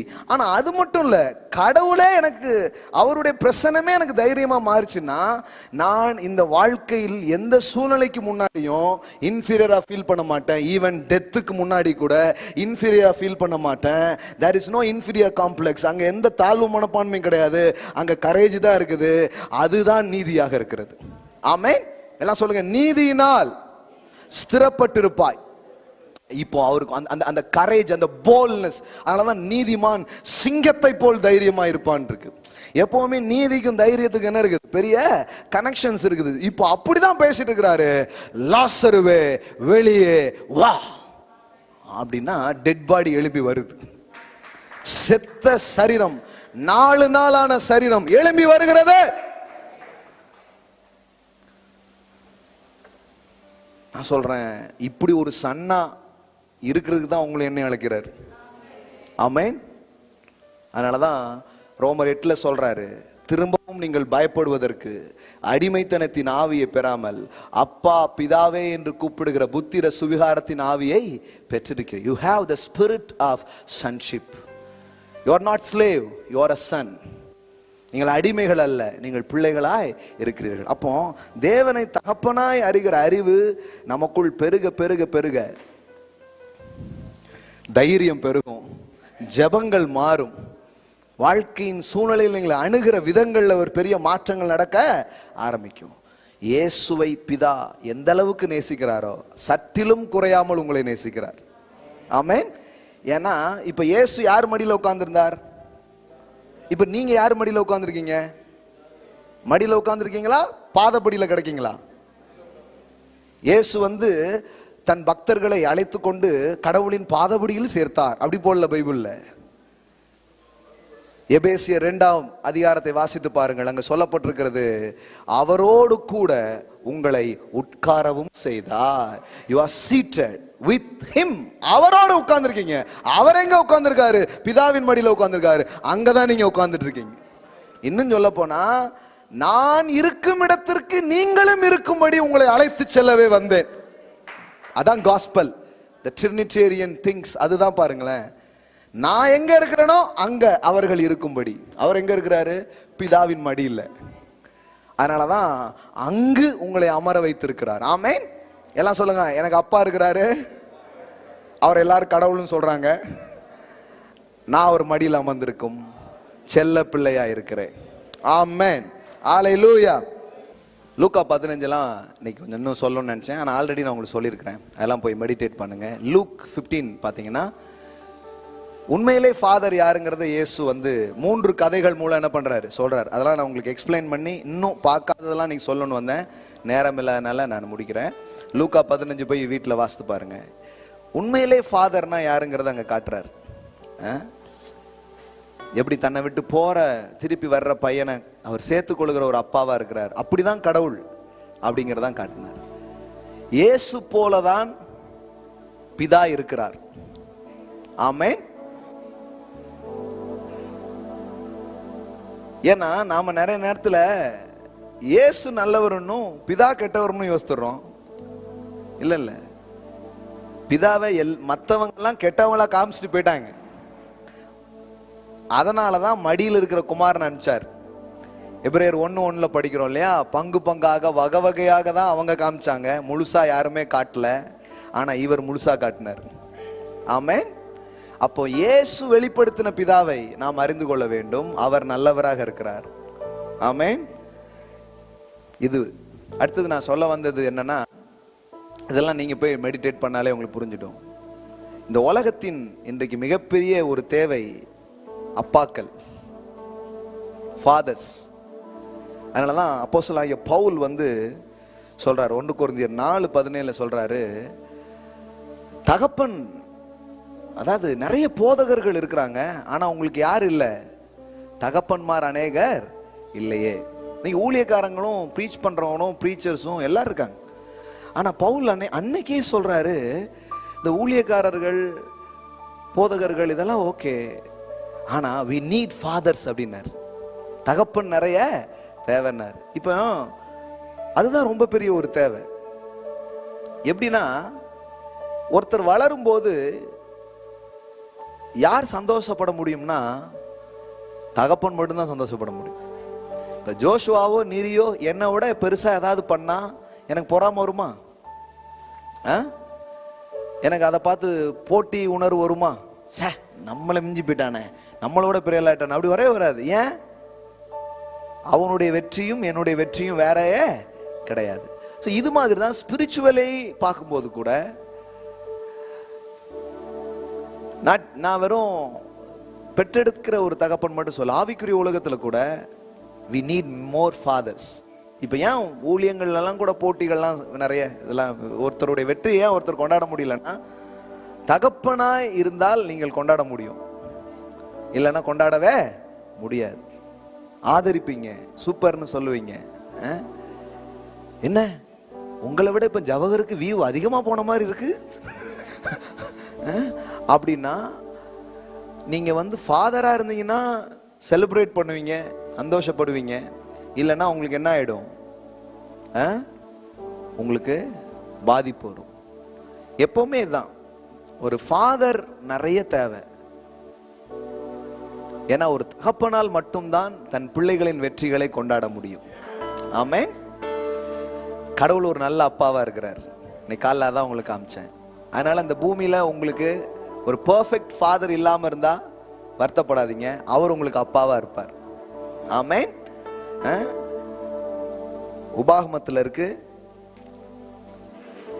தகப்பன் தன் பிள்ளையை தோளில் சுமக்கிறது போல. உபாகமம் 1:31 இருக்கு, தகப்பன் தன் பிள்ளையை தோளில் சுமக்கிறது போல நான் உங்களை சுமந்து கொண்டு வந்தேன்கிறாரு. எல்லோரும் கடவுளை சுமக்கிறார்கள், ஆனால் நம் கடவுள், நம் அப்பா நம்மை சுமக்கிறார். அல்லேலூயா. தோல்ல சுமந்துட்டு வர்றார். அம்மா இடுப்புல சுமக்கிறாங்க, அப்பா தோல்ல சுமக்கிறார். ஆமென்.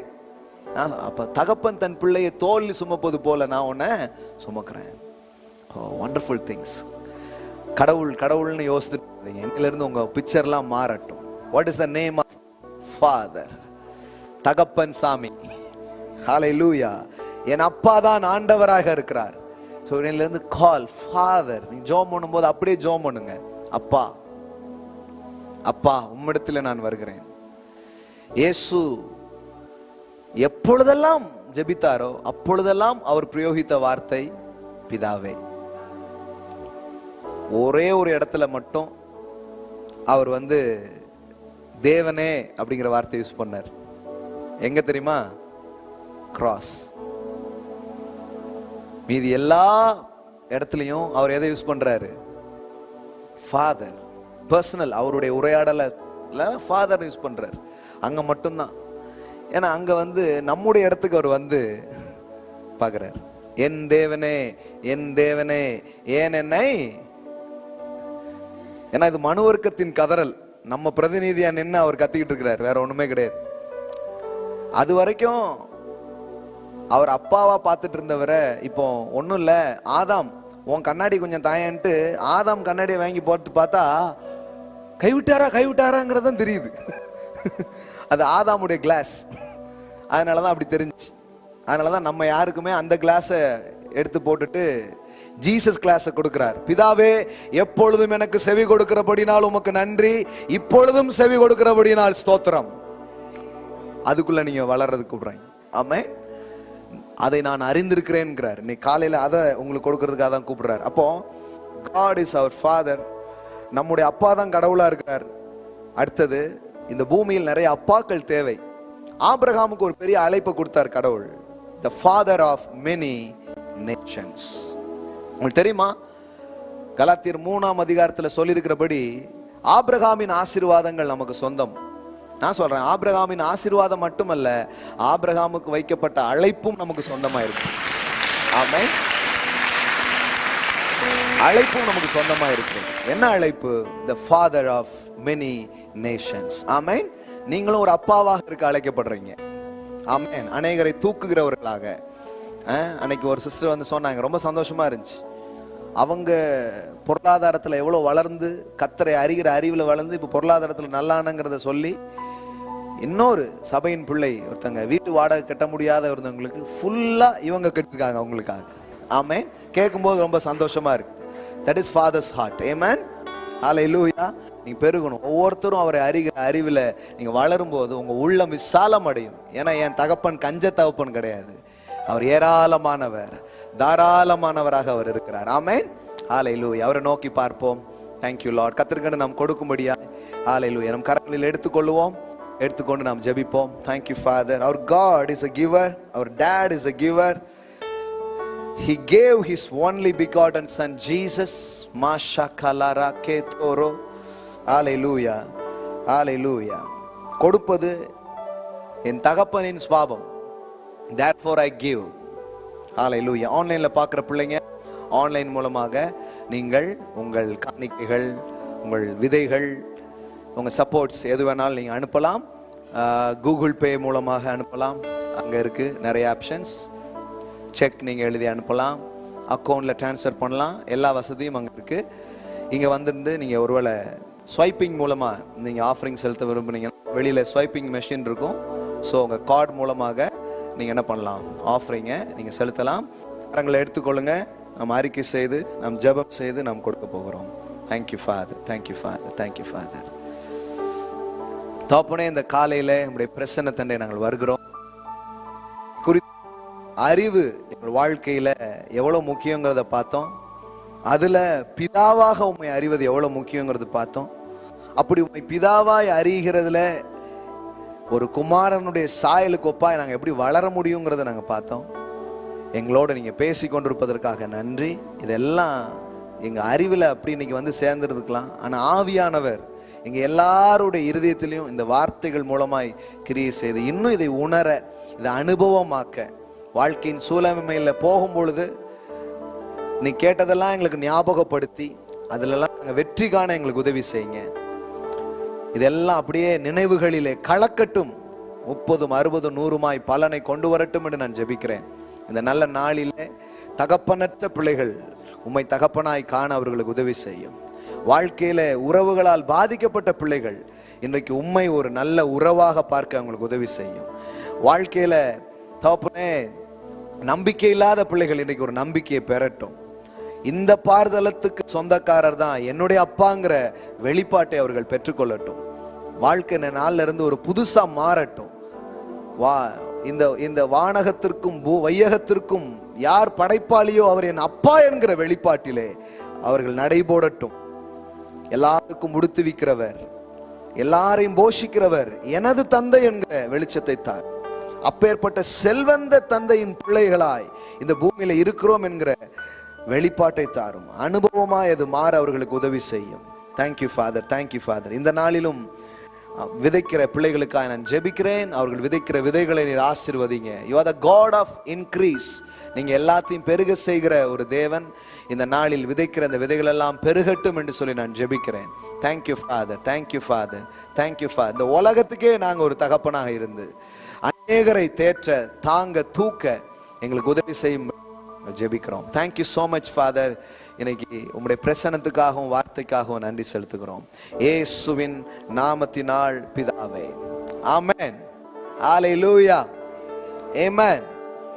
ஹல்லேலூயா, ஹல்லேலூயா, ஹல்லேலூயா. கர்த்தர் நல்லவர். ஆமென். சோ கர்த்தருக்கு நாம் கொடுப்போம். பாடல் பாடும்போது நீங்கள் கொடுக்கலாம். ஆன்லைன்ல பார்க்குறவங்க ஆன்லைன்ல கொடுக்கலாம். ஸ்வைப் பண்றவங்க ஸ்வைப் பண்ணலாம்.